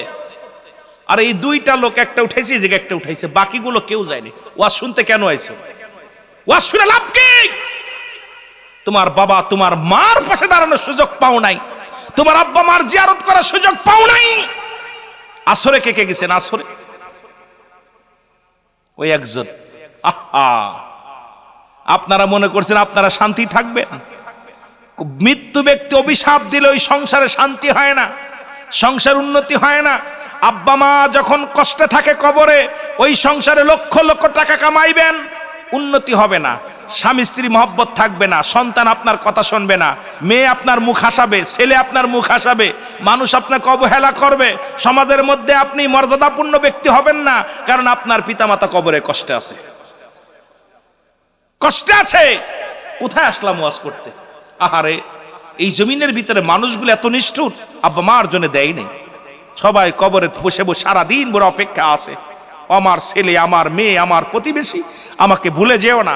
এই 7টা হক আপনারা আদায় করতে পারেন। এই 7টা হক, ইন্তেকালের পরে হলো 7টা হক। সর্বশেষ হকটা হলো আব্বা মার কবরটা রাসূল বলছে বেশি বেশি করে জিয়ারত করতে। জোরে বলেন না মারহাবা। সময় ফেলে নামাজ, ওয়াজ শেষ করে কবরের পাশে দাঁড়াবেন। ওয়াজ শেষ করার পর বাড়িতে যাওয়ার আগে আব্বা মার কবরের পাশে ওযু করে দাঁড়ায়া আস্তাগফিরুল্লাহ 7 বার পড়বেন, সূরা ফাতিহা 3 বার পড়বেন, সূরা ইখলাস 10 বার পড়বেন, দুরূদ শরীফ 11 বার 11 বার পড়িয়া বা 3-4 বার পড়ে আল্লাহর দরবারে হাত উঠায় রব্বিরহামহুমা কামা রব্বায়ানি সগীরা। পারবেন না? যদি না পারেন, আল্লাহ আমার আব্বা শুয়ে আছে মাফ করে দাও, আল্লাহ আমার মা শুয়ে আছে মাফ করে দাও। এটা পারবেন নি?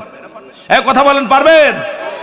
আপনি ওই দোয়া না পারেন, কিছু বলবেন, আল্লাহ আমার আব্বা মা আমার মানুষ করতে, দুনিয়ায় আনার জন্য অনেক ভূমিকা পালন করেছি, কত কষ্ট করছে আমার জন্য, আল্লাহ আমার আব্বা শুয়ে আছে, মা শুয়ে আছে, আল্লাহ তুমি মাফ করে দাও।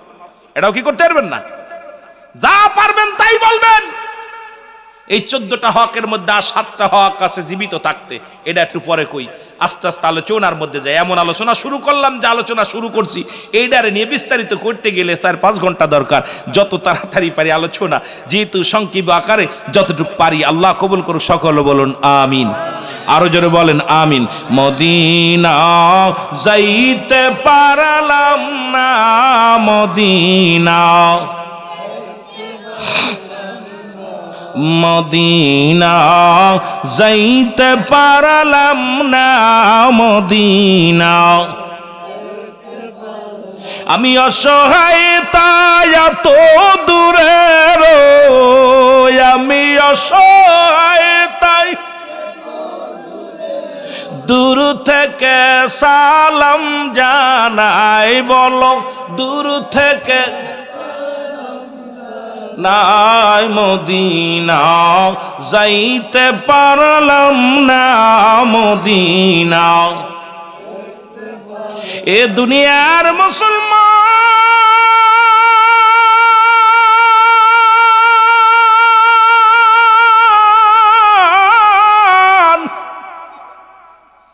বলতেছিলাম 4 নাম্বার হলো পিতা মাতার প্রতি শ্রদ্ধাশীল হও।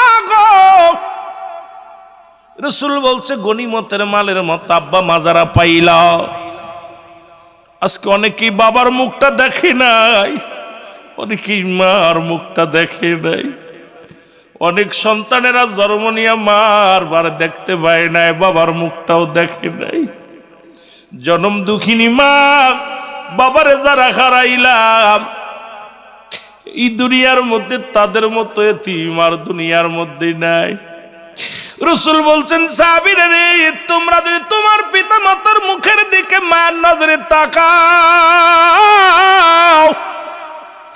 তোমার আমল নামে একটা কবুল হজের সব লেখা হয়ে যাবে। শুধু মার মুখের দিকে তাকাইছেন মায়ের নজরে, বাবার মুখের দিকে তাকাইছেন মায়ের নজরে, সঙ্গে সঙ্গে একটা কবুল হজের সব লেখা হয়ে যাবে। আজকে মা বাবার লাঞ্ছিত হয় সন্তানের হাতে। কত সন্তানের নির্যাতন সহ্য করতে না পায় বাবা বিষ খেয়ে আত্মহত্যা করে। সন্তানের নির্যাতন সহ্য করতে না পারিয়া বাবা মানুষের বাড়ি বাড়ি কাজ করে খায়, ভিক্ষা করে খায়। ওরে যুবক, পৃথিবীর মধ্যে যতই তুমি কামেলে মুকাম্মেল হও না কেন, মদিনার ইমাম হও না কেন, খোদার কসম এই পিতামাতার যদি তুমি অবাধ্য সন্তান হও তোমার কপালটা পড়ে যাবে, জান্নাত পাবা না। ওরে কেমন সম্মান করেছে আমার নবীজি, শুনে একটু শুনে নাও, আমার বাবারা শুনে নাও। রহমতের নবীর কদমে জনক এক মহিলা আসলেন, রাসূলুল্লাহ দেখে তারে দাঁড়ায় পড়লেন, নবীজির সঙ্গে কথা বললেন। নবীজি রাসূল পাক সাল্লাল্লাহু আলাইহি ওয়াসাল্লামের রুমাল মুবারক বিছায়া দিলেন। মহিলা রুমালের পরে বসলেন, নবীর সঙ্গে কথা বললেন এবং যখন মহিলা উঠে দাঁড়াইলেন আমার নবীজিও দাঁড়াইলেন। যতক্ষণ পর্যন্ত চোখের আড়াল হলো না রাসূল পাক সাল্লাল্লাহু আলাইহি ওয়াসাল্লাম ততক্ষণ পর্যন্ত পথের দিকে তাকায় আছে। এবার যখন আড়াল হয়ে গেলেন নবীজি বসলেন। সাহাবীরা বলে ইয়া রাসূলুল্লাহ ইয়া হাবিবাল্লাহ, এই জনক মহিলা কে গো যার সম্মানে আপনার নিজের চাদর মোবারক বিছায়া দিলেন, যার সম্মানে আপনি দাঁড়াইলেন? আমার নবী চোখের পানিগুলো ছেড়ে বলে সাহাবীরা রে উনি আর কেউ নয়,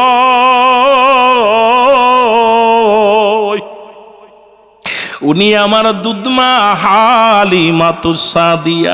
একজন দুধমাকে কেমনে সম্মান করতে হয় রাসূল সেটা শিখা গেছে রে। এমনি নবীজি বলে নাই হায়াতি খায়রুল লাকুম, আমার হায়াতের জিন্দেগিটা আমার উম্মতের জন্য কল্যাণ স্বরূপ। এই পৃথিবীর মধ্যে রাসূল আর উম্মতের মঙ্গলের জন্য, কল্যাণের জন্য। রাসূল বলে উম্মতিরা রে আমি নবী দুনিয়ার মধ্যে আগমন করলাম উম্মতের কল্যাণের জন্য, উম্মতের মঙ্গলের জন্য।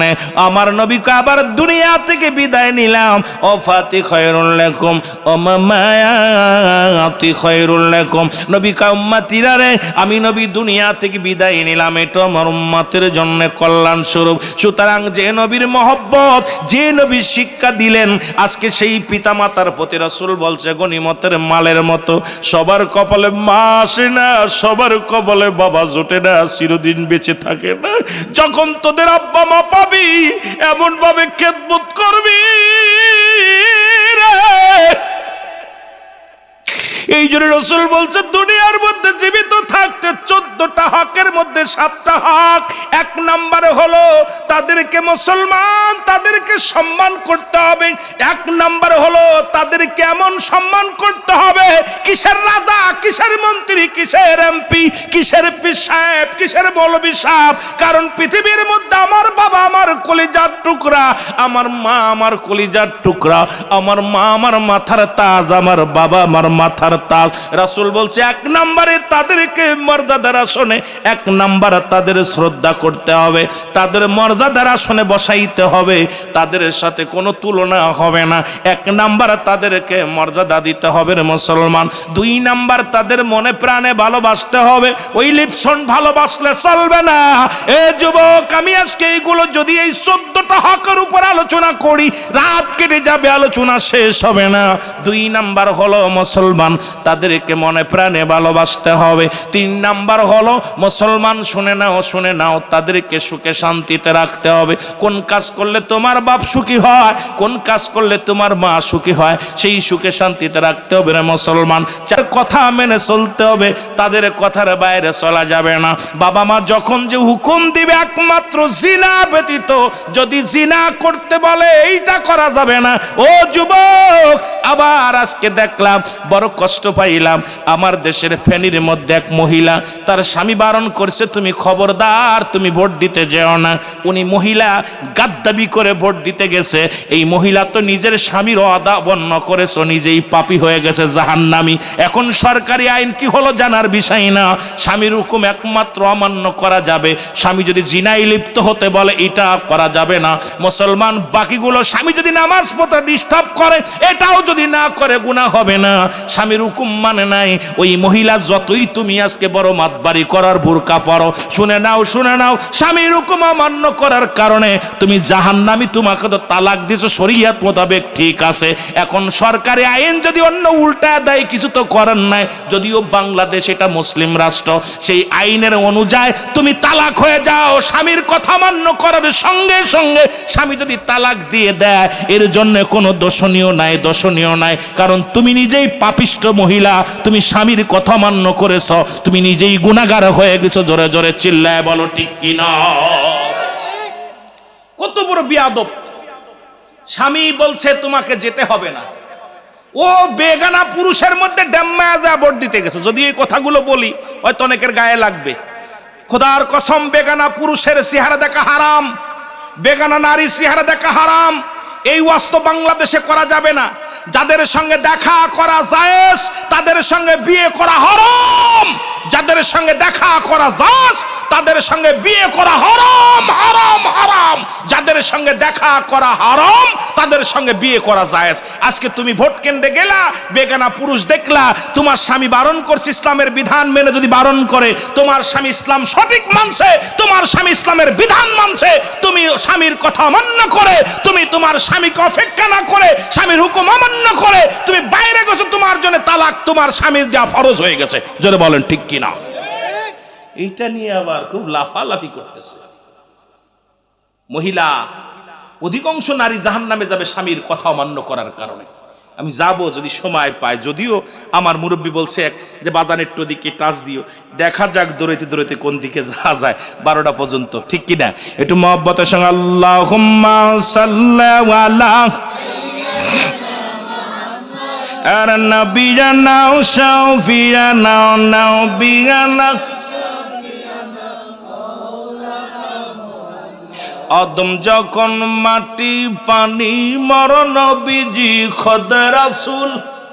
আদম যখন মাটি পানি মর নবীজি খোদা রাসূল। তার উপরে পড়েন দুরুদ, তার উপরে পড়েন দুরুদ। আল্লাহ ফেরেশতা কুল আল্লাহুম্মা নবিয়ানা শাফিয়ানা সাল্লু আলাইহি ওয়া সাল্লিমু তাসলিমা। সাল্লু আলাইহি ওয়া সাল্লিমু তাসলিমা। পাক কালামের ঘোষণা, নবীর উপর পড়েন দুরুদ, নবীর উপর পড়েন দুরুদ। আল্লাহ পাকের ঘোষণা, আল্লাহুম্মা সাল্লি আলা জোরে আর নবিয়ানা শাফিয়ানা নবিয়ানা। আর জোরে বলেন আল্লাহুম্মা সাল্লি আলা।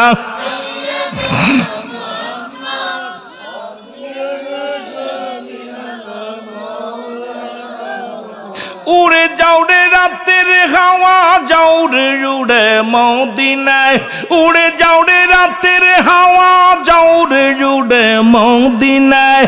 এ গোলামের সালাম খানি, এই গোলামের সালাম খানি পৌঁছাই দিও মদিনায়। আল্লাহুম্মা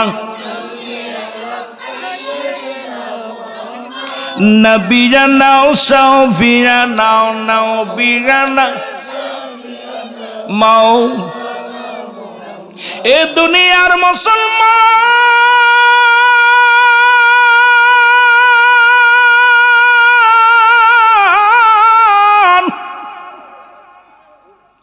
3 নম্বর মুসলমান, 5 নম্বর 4 নম্বর বলতেছিলাম, পিতা মাতাকে পাইয়া অবহেলা করে যাবে না, তাদের সম্মান করতে হবে।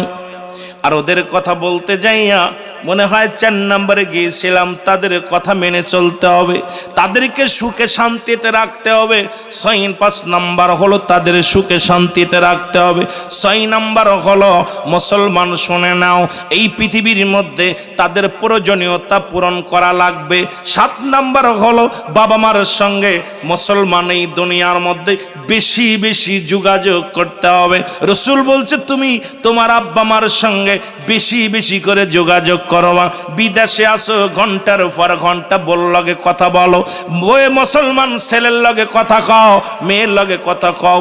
দূর থেকে জনম দুঃখিনী মা সে দেখে আর বলে আল্লাহ কি সন্তান পেটে রাখলাম, একবারও মার কথা জিগাই না। বাবাকে আল্লাহ কি সন্তান জন্ম দিলাম, বাবার কথা একবারও জিগাই না। ও যুবক, তুমি বাড়িতে বাজারে কি ছাইয়া মাকে পাইলা সালাম দাও, আসসালামু আলাইকুম মা, ও মা, মা গো আমি আইছি, বাড়ি আসছি। তুমি বাজারে থেকে এসে বলো মা বাড়ি আইছি, হাট থেকে বাড়ি এসে বলো মা বাড়ি আইছি। বিদেশ থেকে ফোন দাও, ঢাকায় চাকরি করা এসে আগে মা বাবার খোঁজ নাও। রসুল বলছে তোমাদের আব্বা মার সঙ্গে বেশি বেশি করে যোগাযোগ রাখবা। আরে মুসলমান শুনে নাও, যোগাযোগ করলে কি হবে? তুমি বিদেশ থেকে আইয়া ফোনটা দিচ্ছ, আগে ধরছে তোমার বিবি, বিবিকে বলো ও বিবি আগে আমার মাকে দাও, আমার মার সঙ্গে কথা বলে নি। মারকে নিয়ে ফোনটা যখন দিবে, প্রতিবেশীর কাছে যেয়ে বলবে আমি বড় সুখী রে, এমন সন্তান আমি জন্ম দিছি। বিদেশ থেকে আমার কলিজার টুকরা ফোন দেয়, আগে আমার লগে কথা না বলে বোর লগে কথা বলে না, আমার লগে কথা না বলে আমার নাতির লগে কথা বলে না, পুতির লগে কথা বলে না। সে তোমার বাবাই বলবে মসজিদের ইমাম সাহেব হুজুর আমার কলিজার টুকরা সন্তান মালয়েশিয়াতে আছে, ফোনটা দিলে আগে চায় আমারে আমার কলিজার টুকরা সন্তানের জন্য দোয়া করবেন। দোয়া কি চেয়ে নেওয়া লাগে রে যুবক, এমন আদায় করে নিতে হবে। এই 7 নাম্বার হলো নবীজি বলছে তোমাদের পিতা মাতা আল্লাহর বিধানগুলো জানিয়ে দিছে, তোমাদের আব্বা মার সঙ্গে যোগাযোগ বেশি বেশি করবা। জোরে জোরে চিল্লায়া বলা যাবে না মারহাবা। এই যে 14টা হকের কথা বলে দিলাম, জীবিত থাকতে 7টা আর এন্তেকালের পরে 7টা। এই 14টা হক যদি আপনারা আদায় করেন, একটা ওয়াজ হয়ে গেল আপনাদের জন্য। আজকের বছরটা ওয়াজ আমাদের এইটা কালেক্ট করতে পারলেই আপনি ধন্য হয়ে গেলেন। এটাই তো আমরা করতে পারতেছি না। এখন বর্তমান বলতেছিলাম মুসলমান যে 5টা জিনিস ধরে রাখতে বলেছে, যে 5টা জিনিস ও মুসলমান রসুল বলছে গনিমতের মালের সঙ্গে তুলনা করেছে। সেই 4 নাম্বার হলো পিতা মাতা এই দুনিয়ার মধ্যে যারা পাইল, তারা যেন সেই রকম এমন ভালোবাসা বাসবে। সারা পৃথিবী একদিকে, তোমার মা বাবা একদিকে। এখন কত বড় মুনাফিক সন্তানেরা কয় বউ বড় না মা বড়, কার লগে কারে তুলনা দেয়। পৃথিবীর মধ্যে মার সঙ্গে কোনো তুলনা হয় না, বাবার লগে কোনো তুলনা হয় না। রসুলের সাহাবী হযরত আলকামা রাদিয়াল্লাহু তাআলা গো, উনি মৃত্যু শয্যায় সজ্জিত। 4 নাম্বার বলতেছি, 5 নাম্বার আর একটা বাদ আছে, একটু ধৈর্য ধরেন। বুঝতেছেন তো ওয়াজ? বুঝা নিয়ে নেবার কথা, না বুঝলে আইসা তো লস। কেন আপনাদের থেকে প্রায় 700 কিলো দূরে, 600-700 কিলো দূরে, এত দূর থেকে বক্তা নিয়ে আইছেন। এখন বক্তার কথা যদি না বোঝেন, ইয়েস নো ভেরি গুড 3টা জিনিস বুঝলেন খালি, তাহলে কাজ হইল না। বোঝা যায়? কথা বলে না, বোঝা যায়? আমি আপনাদের ভাষায় কথা বলতেছি, কারণ আপনাদের ভাষা আমি বুঝি। আশা কথা বলতে বলতে মাশাআল্লাহ আপনাদের ভাষাগুলো ধরে ফেলেছি, সুতরাং বেশি এলোমেলো হবে না আশা করি। বাকিটা আল্লাহ পাক ভালো জানে। মহব্বতের সঙ্গে দুরূদ শরীফ পড়েন, আল্লাহুম্মা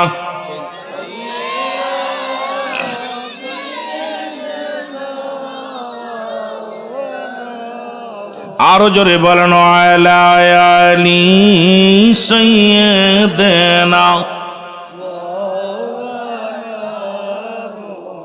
হযরত আলকামা রাদিয়াল্লাহু তাআলা মৃত্যু সজ্জায় সজ্জিত গো। আলকামার মৃত্যু হয় না। রাসূলের কাছে সাহাবীরা এসে বলে, ইয়া রাসূলুল্লাহ, ইয়া হাবিবাল্লাহ, নবী গো, ও দয়াল নবী, আপনার আলকামা মৃত্যু সজ্জায় সজ্জিত, কিন্তু মরণও হয় না, কালেমাও পড়তে পারে না নবী গো। আমার নবীজি সাহাবীদেরকে ডাকতে বলে, সাহাবীরা রে, তাড়াতাড়ি যাও, আমার আলকামার চারিপাশে দাঁড়ায়া দাঁড়ায়া দোয়া করো, বইয়া বইয়া দোয়া করো, বেশি বেশি কালেমা পাঠ করো, বেশি বেশি দুরূদ শরীফ পাঠ করো। রাসূল বলছে, মানুষ যখন মৃত্যু সজ্জায় সজ্জিত হয়, এই মানুষটার পাশে দুনিয়াবি কোনো গল্প করবা না, দুনিয়াবি কোনো আলোচনা করবা না, কারণ মৃত্যু সজ্জায় আপনি আর ফিরে আসবে না। 5টা লক্ষণ যখন দেখবেন, মনে করবেন আপনার আব্বার আর ডাক্তার কবিরাজে কাজ হবে না, মালাকুল মউত চলে আসছে। এই মালাকুল মউত চলে আসছে মুসলমান। আর সর্বশেষ নাম্বার হলো, যখন মালাকুল মউত আসে, তখন যখন মাস্টার ইবলিস এমনভাবে তারে ছলনা দিতে থাকে, ঈমান হারায়া যেন দুনিয়া থেকে বিদায় নেয়। এই জন্য রাসূল বলছে, যখন কোনো মানুষ মৃত্যু সজ্জায় সজ্জিত হয়, তোমরা বেশি বেশি করে আব্বা মার জন্য দোয়া করবা, পাশে বসে বসে দুরূদ শরীফ পড়বা, দোয়া পড়বা, কালেমা পড়বা। আলকামার জন্য সাহাবীরা বলে, আমার নবী বলে, সাহাবীরা রে, তোমরা যাও, আমার আলকামার চারিপাশে দাঁড়ায়া দাঁড়ায়া দোয়া করো, বইয়া বইয়া দোয়া করো, বেশি বেশি করে কালেমা পড়ো, কোরআন শরীফ তেলাওয়াত করো। সারাদিন অতিবাহিত হয়ে গেল, কিন্তু আলকামার মৃত্যু হয় নাই। রাসূলের কাছে ফিরে আসলেন সাহাবীরা, এসে বলে, ইয়া রাসূলুল্লাহ, ইয়া হাবিবাল্লাহ, আপনার আলকামার তো মৃত্যু হয় নাই, কালেমাও পড়তে পারে না, এবারও কষ্ট পায়, আর মৃত্যু যন্ত্রণা কত কঠিন। আল্লামা মুফতি আমজাদ আলী সাহেব একটা কিতাব লিখলেন, কিতাবের নাম বারে শরিয়াত। এই কিতাবের মধ্যে বর্ণনা করলেন, দুনিয়ার মানুষ শুনে নাও, মানুষ যখন সাধারণ মৃত্যুবরণ করে, 70টা তাজা উটের গায়ের চামড়া জবাই না করিয়া উল্টো দিকে টান দিয়া লবণ আর মরিচ লাগা দিলে যতটুক যন্ত্রণা হয়, এর চাইতে 70 গুণ যন্ত্রণা হলো একটা সাধারণ মৃত্যু।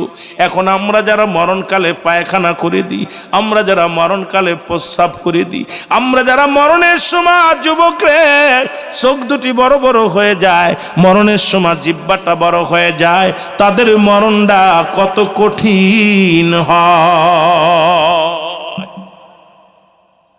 এ আমার যুবক ভাইরা, আমার রাসূলের কাছে সাহাবীরা এসে বলে, নবী গো, আলকামার মৃত্যু হয় না, কালেমাও পড়তে পারে না। রাসূলুল্লাহ দুটি হাত উঠায়া দিয়েছে, রব্বে কারীম, তুমি আমার আলকামারে মাফ করে দাও। আল্লাহ বলে, জিবরিল তাড়াতাড়ি যাও, আমার হাবিবকে যে বলো, আমার হাবিব যেন আজকে হাতটা নামায় নেয়, কারণ আজকে তার দুয়ার কবুল হবে না, কারণ এই দুনিয়ার মধ্যে এখনো তার মা জিন্দা আছে। জোরে বলো মারহাবা। এর মা বাবার কথা মতো যে জন চলে না, বলো মা বাবার কথা মতো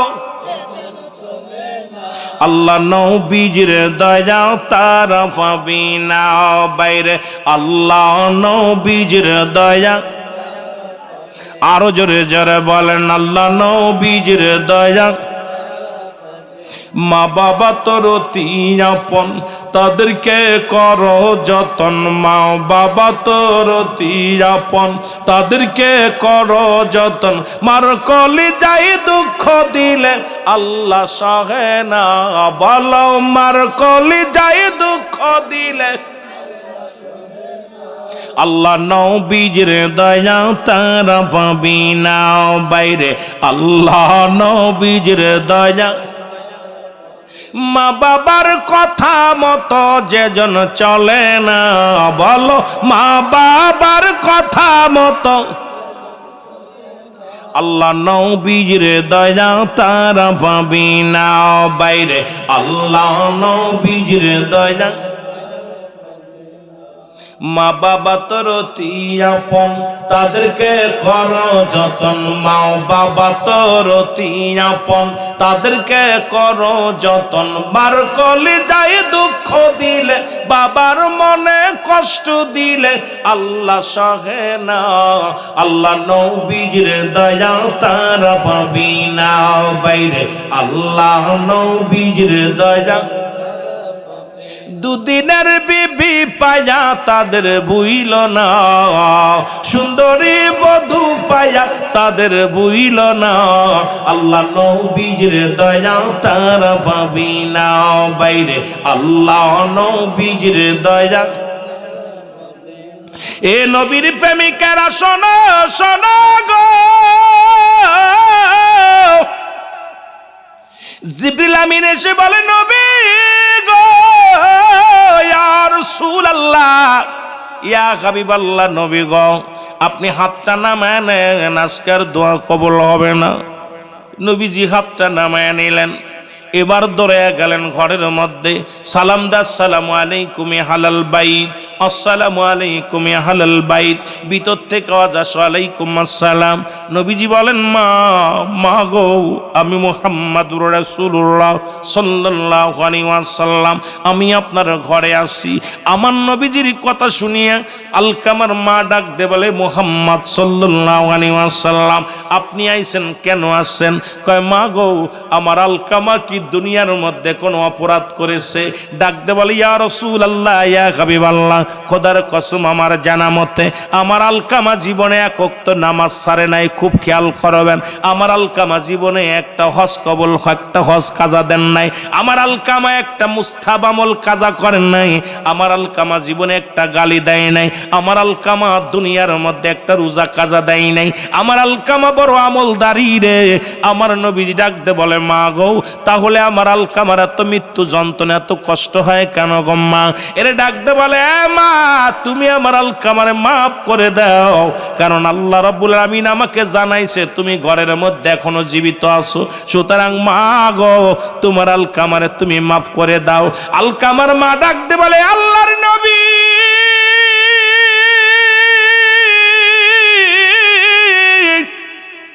এর জীবনও আমি আলকামারে মাফ করতে পারবো না।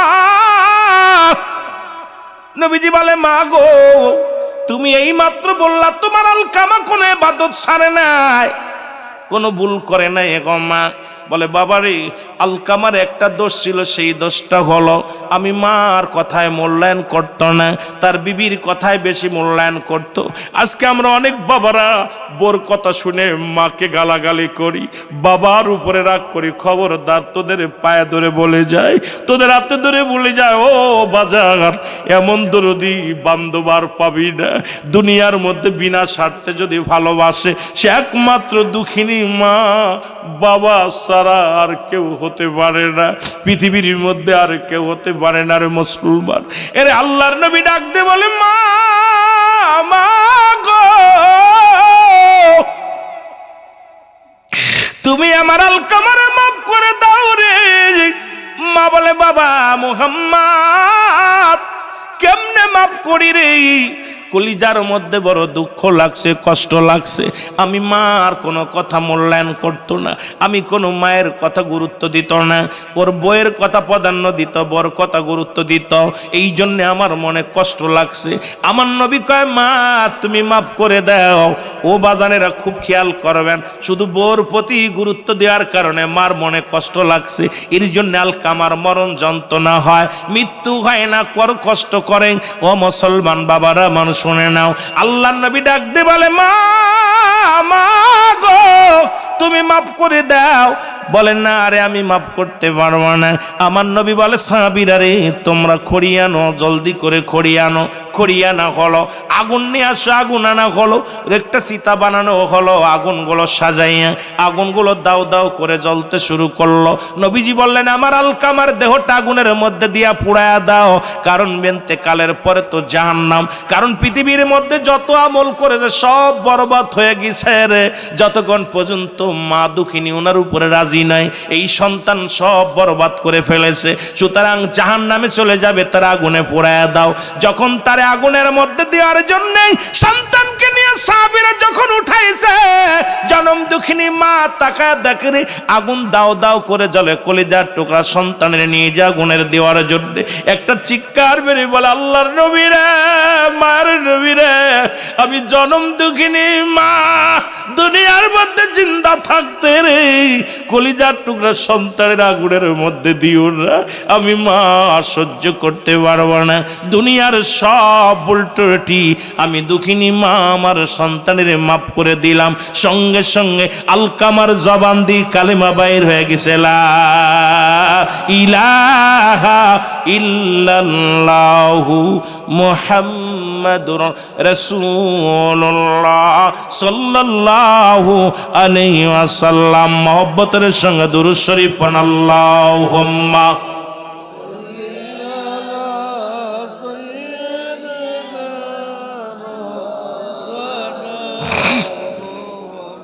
আরো জোরে বলেন, আলা আলি সাইয়্যিদিনা।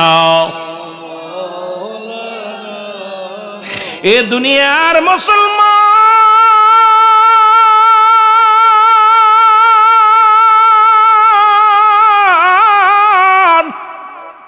সুতরাং 4 নাম্বার নবীজি বললেন অতি জরুরত, অতি গুরুত্ব হলো পিতামাতা পাইয়া তাদের সেবা যত্ন করা, মহব্বত করা, ভালোবাসা। এই গনিমতের মালের সঙ্গে তুলনা করলেন। 5 নাম্বার হলো মাহে রমজান। জোরে জোরে চিল্লায় বলা যাবে না মারহাবা? আর একটু জোরে জোরে চিল্লায় বলা আল্লাহু আকবার। এই যে ব্যক্তি মাহে রমজান মাস পেল, সেজন্য অন্য মাসের তুলনায় বেশি বেশি দান খয়রাত করে, সেজন্য বেশি বেশি ইবাদত বন্দেগী করে। নবীজি বললেন ওই গনিমতের মালের সঙ্গে তুলনা করলেন মাহে রমজান মাস।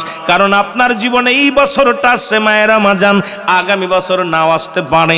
এই মাসের মধ্যে 3টা গুরুত্ব বিষয় দিছে, একটা হলো রহমত, একটা হলো মাগফিরাত, একটা হলো নাজাত। এই মাহে রমজান মাসের গুরুত্ব রাসূলুল্লাহ বলছে, মুসলমান শুনে নাও। এই মুসলমান 20টা মোট ফজিলাত, এই ফজিলাতের কথা বর্ণনা করতে গেলে সময় লাগবে, তবু একটু বলে যায়। 1 নাম্বার হলো রাসূল বলছে সবচেয়ে বড় ফজিলাত সবের কাজ, বড় নেকির কাজ হলো 1 নাম্বার। রাসূল বলছে তোমরা রমাদান মাসের রোজা দেখে রোজা রাখবা, রোজা ছাড়বা। রমজান মাসের রোজা যখন চাঁদ দেখবা, চাঁদ দেখে রোজা রাখতে বলছে আমার রাসূল। কিন্তু এখন তো আমরা চাঁদ দেখার জন্য পাগল নয়। আমরা ছোট্টবেলা যখন রোজার চাঁদ দেখার জন্য, ঈদের চাঁদ দেখার জন্য ঘন্টার পর ঘন্টা মুসলমান পশ্চিম আকাশের দিকে তাকায়া থাকতাম। এখন থাকি শুধু মিডিয়ার দিকে তাকায়া, কখন মোবাইলে নিউজ আসবে, আগামীকাল সেহরি খাবা, আগামীকাল তোমরা রোজা রাখবা। না রে মুসলমান না, আমার নবী বলছে তোমরা চাঁদ দেখে রোজা রাখো। 1 নাম্বার ফজিলাত হলো, মোট হলো 20টি ফজিলাত। এই 20টি ফজিলাতের মধ্যে 1 নাম্বার হলো রোজা। মুসলমান ওই চাঁদ দেখতে হবে। দ্বিতীয় হলো যখন চাঁদ উঠবে তখনই রোজা রাখতে হবে। ও মুসলমান 2 নাম্বার হলো রোজা রাখতে হবে। 3 নাম্বার হলো ইফতারি করতে হবে। ইফতারি করতে হবে, রাসূল বলছে ইফতারিটা অতি গুরুত্ব, সেটা হলো খুব দ্রুত করতে হবে, সবাই মতো ইফতারি করতে হবে। 4 নাম্বার হলো মুসলমান ইফতার সেহরি করতে হবে। আমার বাবারা আমার শুনে নাও, এই যে সেহরি করতে হবে খুব একদম বিলম্ব করে যখন দেখবেন করা হলো উত্তম মুসলমান সুন্নাত। আর উত্তম সময় হলো সময় মতো, ঠিক মতো, সময় মতো একদম তাড়াহুড়া করে ইফতার করা হলো সুন্নাত। আমার দেশে দেখা যায় অনেক মা বোনেরা আছেন, বিরাজ করছে তো করছে, মিসাক করছে তো করছে, আজান শেষ, নামাজও শেষ, উনি কলে এখন হাত মুখ ধোয়। আরে মা বোনেরা শুনে নাও, এই সময়টা খুব গুরুত্বপূর্ণ।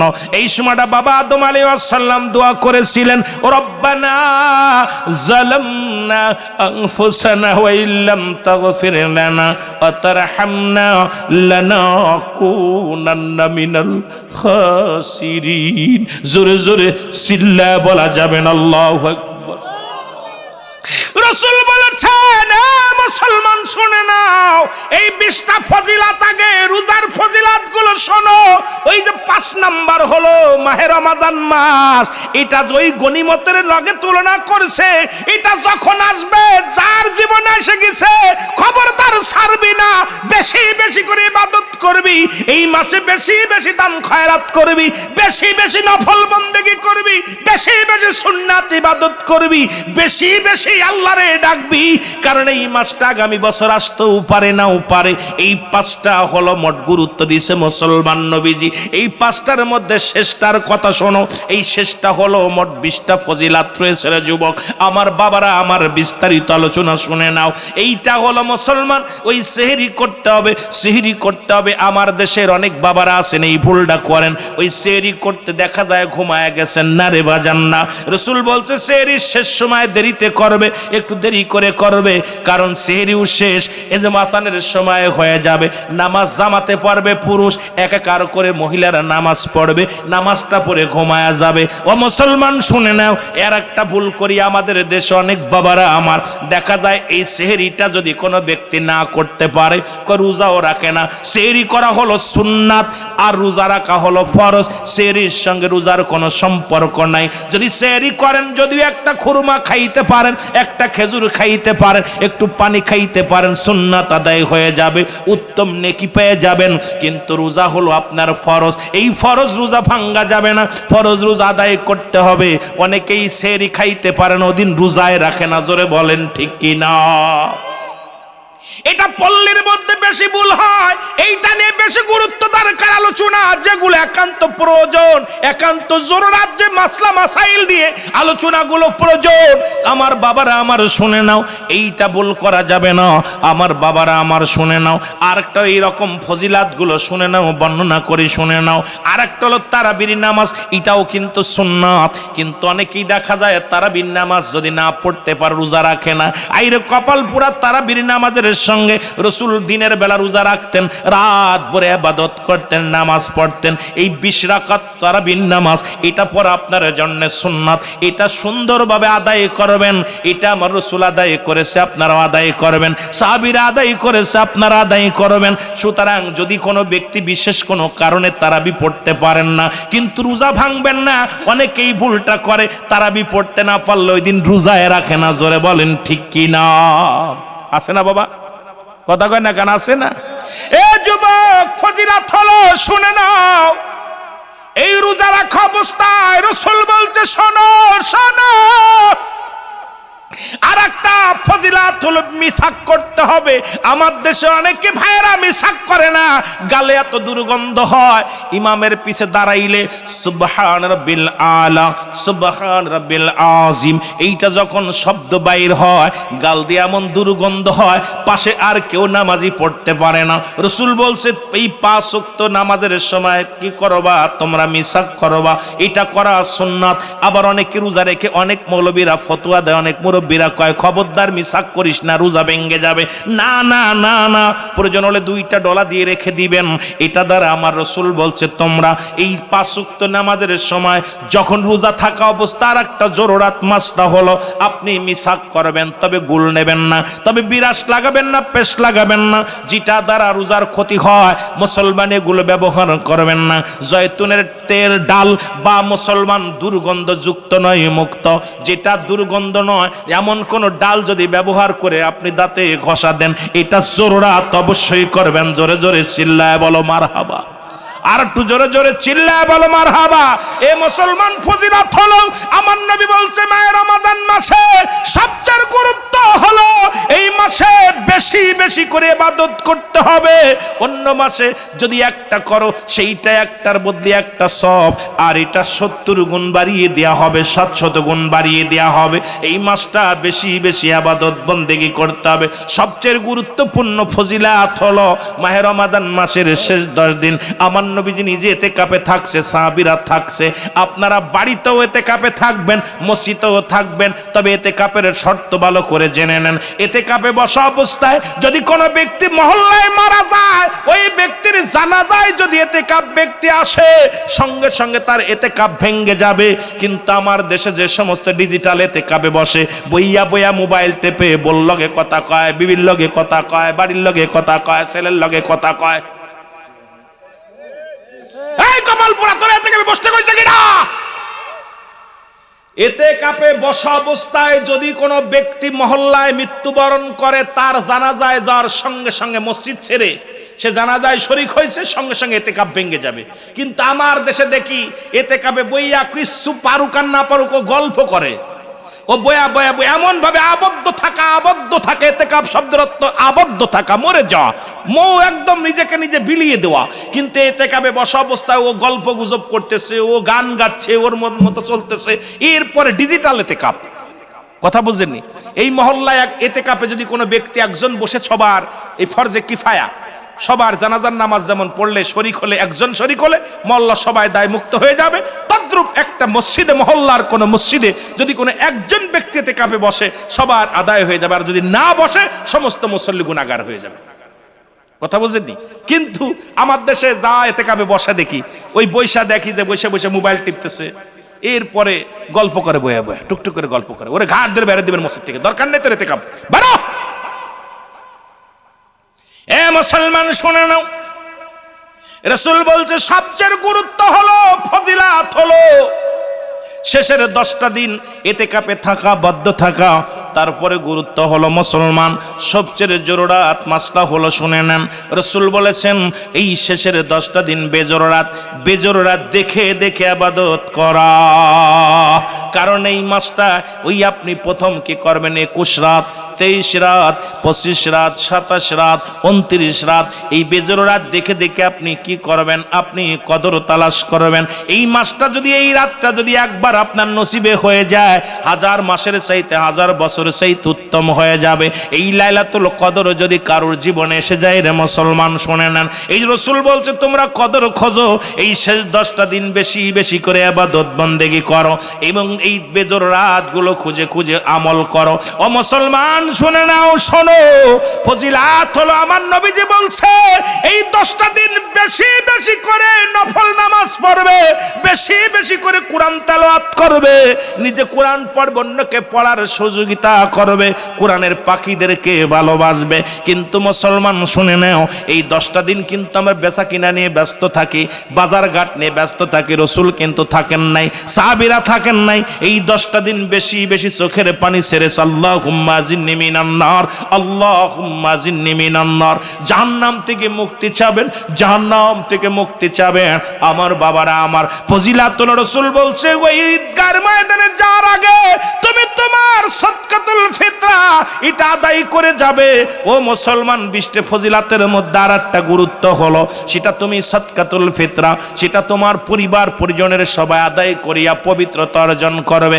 আমার মুসলমান শুনে নাও, দান খয়রাত বেশি বেশি, রাসূল বলছে বেশি বেশি দান খয়রাত করবে, মানুষকে ইফতার আর রোজাদারকে ইফতার করাবে। মুসলমান বেশি বেশি করে তৃপ্তি সহকারে খানা খাবে, তৃপ্তি সহকারে খানা খাবে। আমার দেশে কত গরিব,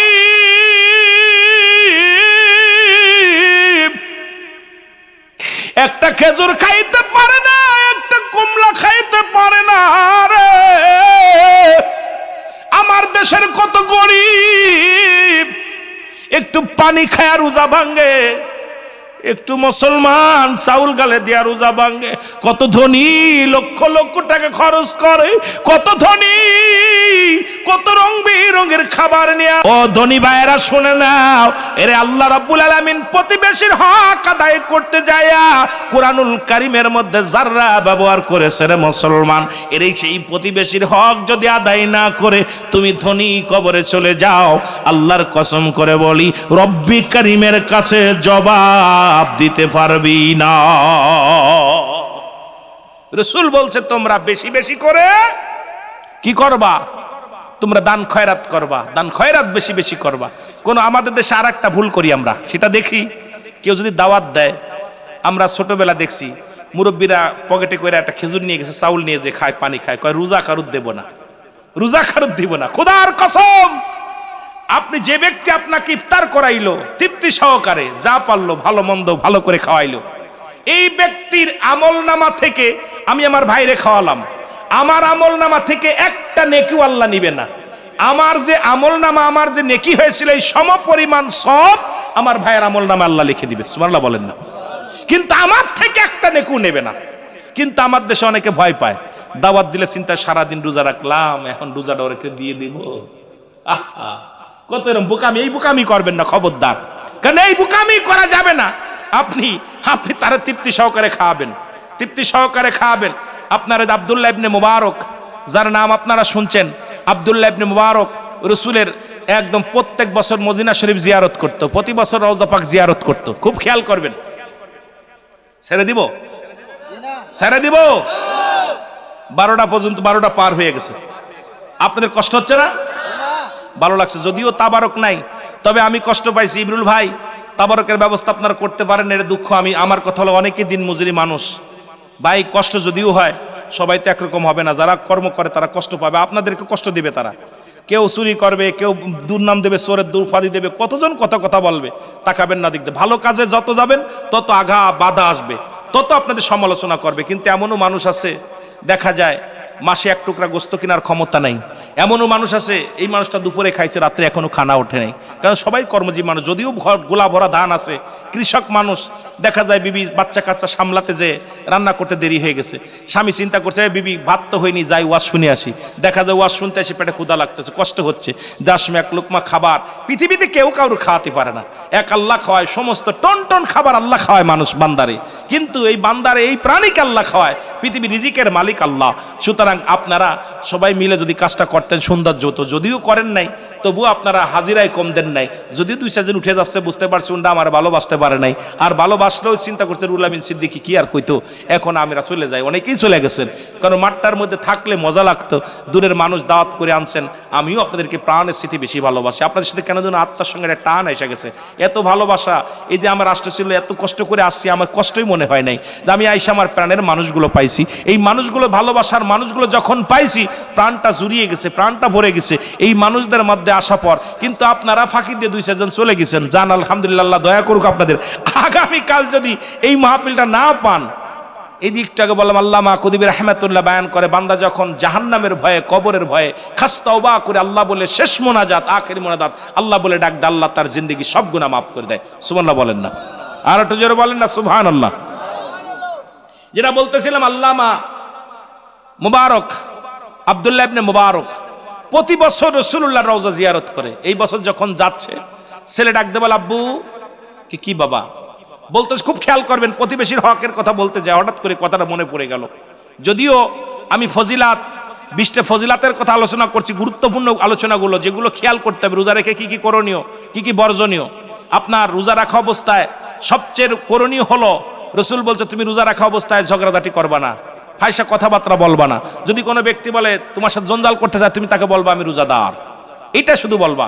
রোজা রেখে কখনো মিথ্যা বলবা না। মিথ্যা তো বলাই যাবে না। সবচেয়ে বড় গুরুত্ব আর একটা, রোজা রাখা অবস্থায় যদি আপনি মিথ্যা বলেন, আপনার রোজা ফেটে যাবে, রোজা নষ্ট হয়ে যাবে। রোজা রেখে মিথ্যা কথা বলা যাবে না, রোজা রেখে ফাইসা কথা বলা যাবে না। এগুলো সবই ফজিলাতের মধ্যে পড়ছে।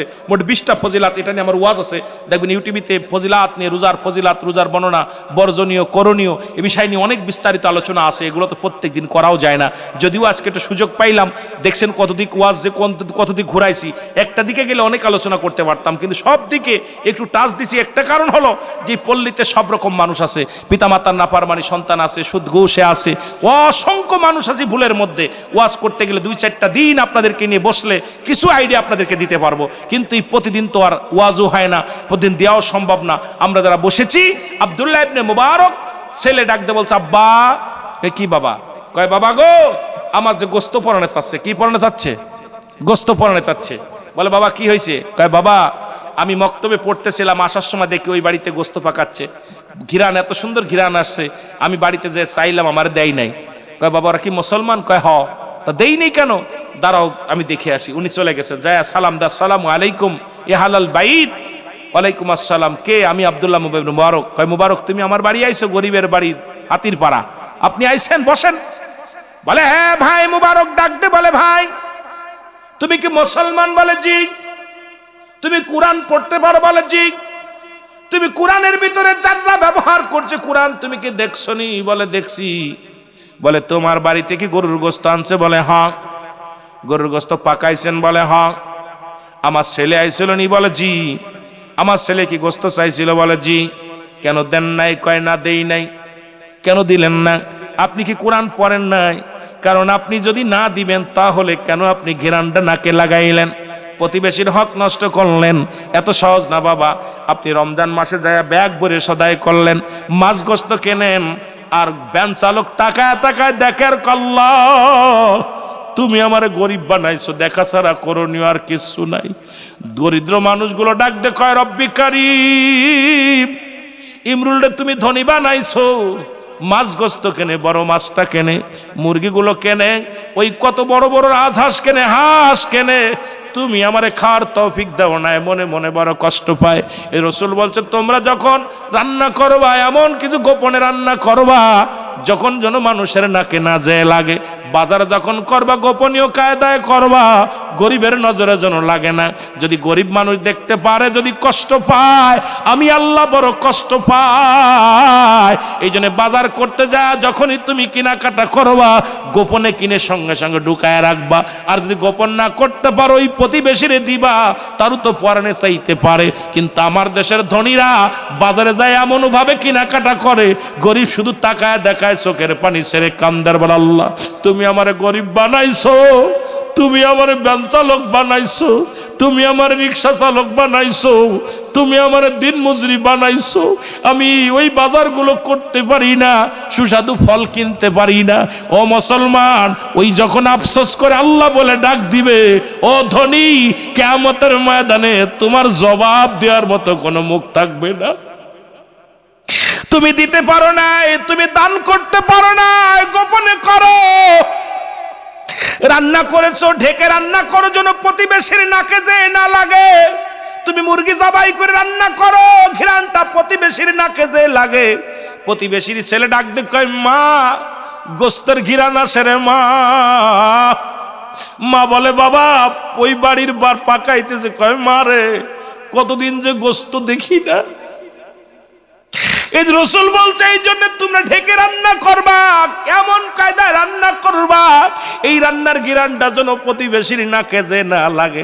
আর নাকে যে যদি লাগে অবশ্যই তাকে না দিয়ে খাবে না, ওই প্রতিবেশীর হক আদায় করবা আগে। এই প্রতিবেশীর হকের ওয়াজ যদি করি, আমার দেশে অসংখ্য অসংখ্য মানুষ ধরা পড়ে যাবে, আল্লাহর দরবারে জবাব দিতে পারবে না। জোরে বলেন ঠিক কি না? এত সহজ না, ইসলাম এত সহজ না।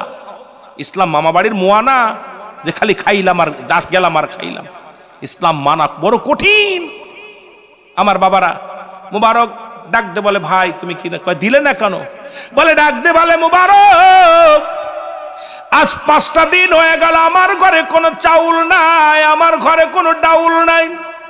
আমার ছোট ছোট মাসুম বাচ্চাগুলো কান্দে, চোখের পানি গুলো ফেলা কান্দে। ছেলে ডাকতে বলে আব্বু, মেয়ে ডাকতে বলে আব্বু প্রতিদিন আমি কাজের জন্য বাইর হয়ে যাই, একটা কাজও পাই না, খাবারও আনতে পারি না। আজকে যাবার সময় আমার ছোট ছেলেটা ডাকতে বলে আব্বু আজকে যদি খাবার না আনতে পারো নির্ঘাত আমরা মারা যাব, আর সহ্য করতে পারি না রে আব্বু, আমাদের জন্য একটু খাবারের ব্যবস্থা করবা। আমি চলে গেলাম কাজের সন্ধানে, কোনো মানুষ আমারে কাজ দিল না। সৈন্য ব্যাগ নিয়ে বাড়ির দিকে যখন রওনা দিলাম, আমার সন্তানের কান্না আমার হৃদয়ের ভিতর বারবারে লাগতেছিল। আমার ছোট ছেলেটা ডাকতে বলতেছিল আব্বু আজকে যদি খানা না আনো নির্ঘাত না খেয়ে মারা যাব। এই কথাটা বারবার আমার হৃদয় খুঁড়ে খাচ্ছিল, সহ্য করতে পারি নাই, কানতে কানতে আসতেছিলাম। আল্লাহ আজকে যে আমার ছেলেগুলো যদি যে খাবার না দিতে পারি, আমার সন্তানেরা কি বাঁচবে কি মরবে জানি না। এই চিন্তা করতে করতে আসতেছিলাম, হঠাৎ দেখি একটা গরু মরে গেছে। এই মরা গরুর গোস্তগুলো শিয়াল কুকুরে ভাগ করে খায়। এদেরকে তাড়াইয়া আমি উরত থেকে কিছু গোস্ত কেটে বাড়ি এনে মরা গরুর গোস্ত আমার সন্তানদের রান্না করে দিছি। এই কারণে আপনি ধনী মানুষ, আপনার ছেলে আইছিল খাবারের জন্যে, আমি তারে দেই নাই, কারণ আমার সন্তান তো এখন জান বাঁচানো ফরজ। এই জন্য আমি মরা গরুর গোস্ত কেটে এনে আমার সন্তানদের খাওয়াইতেছি। আপনি ধনী মানুষ, এই জন্য আপনার সন্তানের দিই নাই, এর জন্য যদি অপরাধ হয় আমারে ক্ষমা করবেন। আব্দুল্লাহ ইবনে মুবারক ডাকতে বলে ভাই, ও ভাই দাঁড়াও, আমি বড় অপরাধী, প্রতি বছর মদিনায় যাই, এই সাতল পাড়ের জমিনে এমনও ধনী আছে, লক্ষ লক্ষ টাকা আছে, এমন গরিব আছে যে গরিবটা অসহায় অসহায় দরিদ্র, বলতেও পারে না, কইতেও পারে না, বুকের ভিতরে যন্ত্রণা নিয়ে কান্দে, চোখের পানি ছেড়ে কান্দে। আমার বাবারা আমার শুনে নাও, রাসূলে পাক এইবার কি করলেন, আব্দুল্লাহ ইবনে মুবারক বাড়ি যায় বিবিরে ডাক দিয়ে কয়, বিবি চাউল দাও, ডাউল দাও, তেল দাও, সব আমার মাথায় উঠায় দাও। নিয়ে চলে আসলেন, এসে ডাক দিয়ে বলে, ভাই রে, এই নাও চাউল, এই নাও ডাউল, রান্না করে খাও, আর এই নাও যদি আরো লাগে আমি দিব। এবছর আমি মদিনায় যাব না, এই বছর আমি মদিনায় যাব না। এই টাকাগুলো নাও, হজ করতে গেলে যে টাকাগুলো লাগতো এই টাকাগুলো আমি তোমারে দিয়ে দিলাম, তুমি এই টাকাগুলো নিয়ে যাও। টাকাগুলো নিয়ে মদিনায় গেলেন না। ৪৫ দিন পরে হাজিরা যখন দেশে ফিরে আসলেন, এসে দেখে আব্দুল্লাহ ইবনে মুবারকের বাড়ি সবাই চলে আসছে। এসে ডাকতে বলে, ভাই মুবারক, হাজী সাহেব, আপনি কেমন মানুষ গো, আপনি কবের ফ্লাইটে আসলেন? হাজী সাহেব বলে, আমি তো আল্লাহর কসম করে বলি এবার মদিনায় হজ করতে যাই নাই। বলে, আপনি মিথ্যা বলেন কেন? একসাথে এক তাঁবুর মধ্যে ঘুমাইলাম, এক তাঁবুর মধ্যে খাইলাম, একসাথে তপ করলাম, আপনি কবের ফ্লাইটে আসছেন? বসেন, আপনি বলেন, আপনি আমাদের সঙ্গে ফাজলামি করেন না। আব্দুল্লাহ ইবনে মুবারক বলে, খোদার কসম করে বলি এই বছর আমি মদিনায় যাই নাই। বলে, মিথ্যা বলেন কেন হাজী সাহেব? একসাথে তপ করলাম, একসাথে নামাজ পড়লাম, একসাথে ঘুমাইলাম, আপনি বলেন জান্নাত। মুসলমান এলহামের মাধ্যমে খবর আসে, মোবারক রে, তুমি কি জানো না এই বছর তোমার দানটারে আমি এমন ভাবে কবুল করেছি আমি আল্লাহ। এই বছর মক্কা মদিনায় যত হাজি গেছে তোমার দানের ওসিলায় আমি আল্লাহ সমস্ত হাজিদের হজ আমি আল্লাহ কবুল করে নিছি। জোরে বলা যাবে না সুবহানাল্লাহ? এ মুবারক, আর তোমারে বানাইয়া তোমারে সাজাইয়া গোটা মক্কা মদিনা ঘুরাইছি, তোমার মহল্লা থেকে যারা গেছে তাদের তাবুর মধ্যে তোমারে সাজাইয়া দেখাইছি, তাদের সামনে তোমারে খানা খাওয়াইছি, তাদের সঙ্গে তোমারে তপ করাইছি। আব্দুল্লাহ মুবারক চোখের পানি ছেড়ে ডাক দিয়ে বলে, রব্বে কারীম, তোমার মহিমা না আল্লাহ বুঝার মতো ক্ষমতা কারণ নাই। রব্বে কারীম, তুমি আমারে মাফ করে দিও, আমি আরো আগে কেন আমার প্রতিবেশীর হকটা আদায় করতে পারি না? আজকে আমার দেশের অনেক হাজিরা হজের মৌসুম হলে মদিনায় বছর মায়ের রমাদান মাস আসলে হাজিরা মদিনায় চলে যায়। তারা কি করে? মদিনায় যে ইফতার করে, মদিনায় যে রোজা রাখে অনেক সওয়াবের আশায়, অথচ প্রতিবেশী না খেয়ে আছে, প্রতিবেশী ভিখারি, প্রতিবেশীর গায়ে কাপড় নাই, প্রতিবেশীর পণ্যে কাপড় নাই, প্রতিবেশীর পেটে খাবার নাই, প্রতিবেশীর ঘরে খাবার নাই, প্রতিবেশীর ঘরে চাউল নাই, ডাউল নাই। হাজী সাহেব, মদিনায় যে বড় নেকি খুঁজতে চাও, খোদার কসম করে বলি তুমি প্রতিবেশীর হক না আদায় করে মদিনায় গেলা, কিন্তু এই প্রতিবেশীর কাছে জবাব দেবে কি কিয়ামতের ময়দানে? জবাব দিতে পারবে না। জোরে জোরে চিল্লায়া বলা যাবে না আল্লাহু আকবার।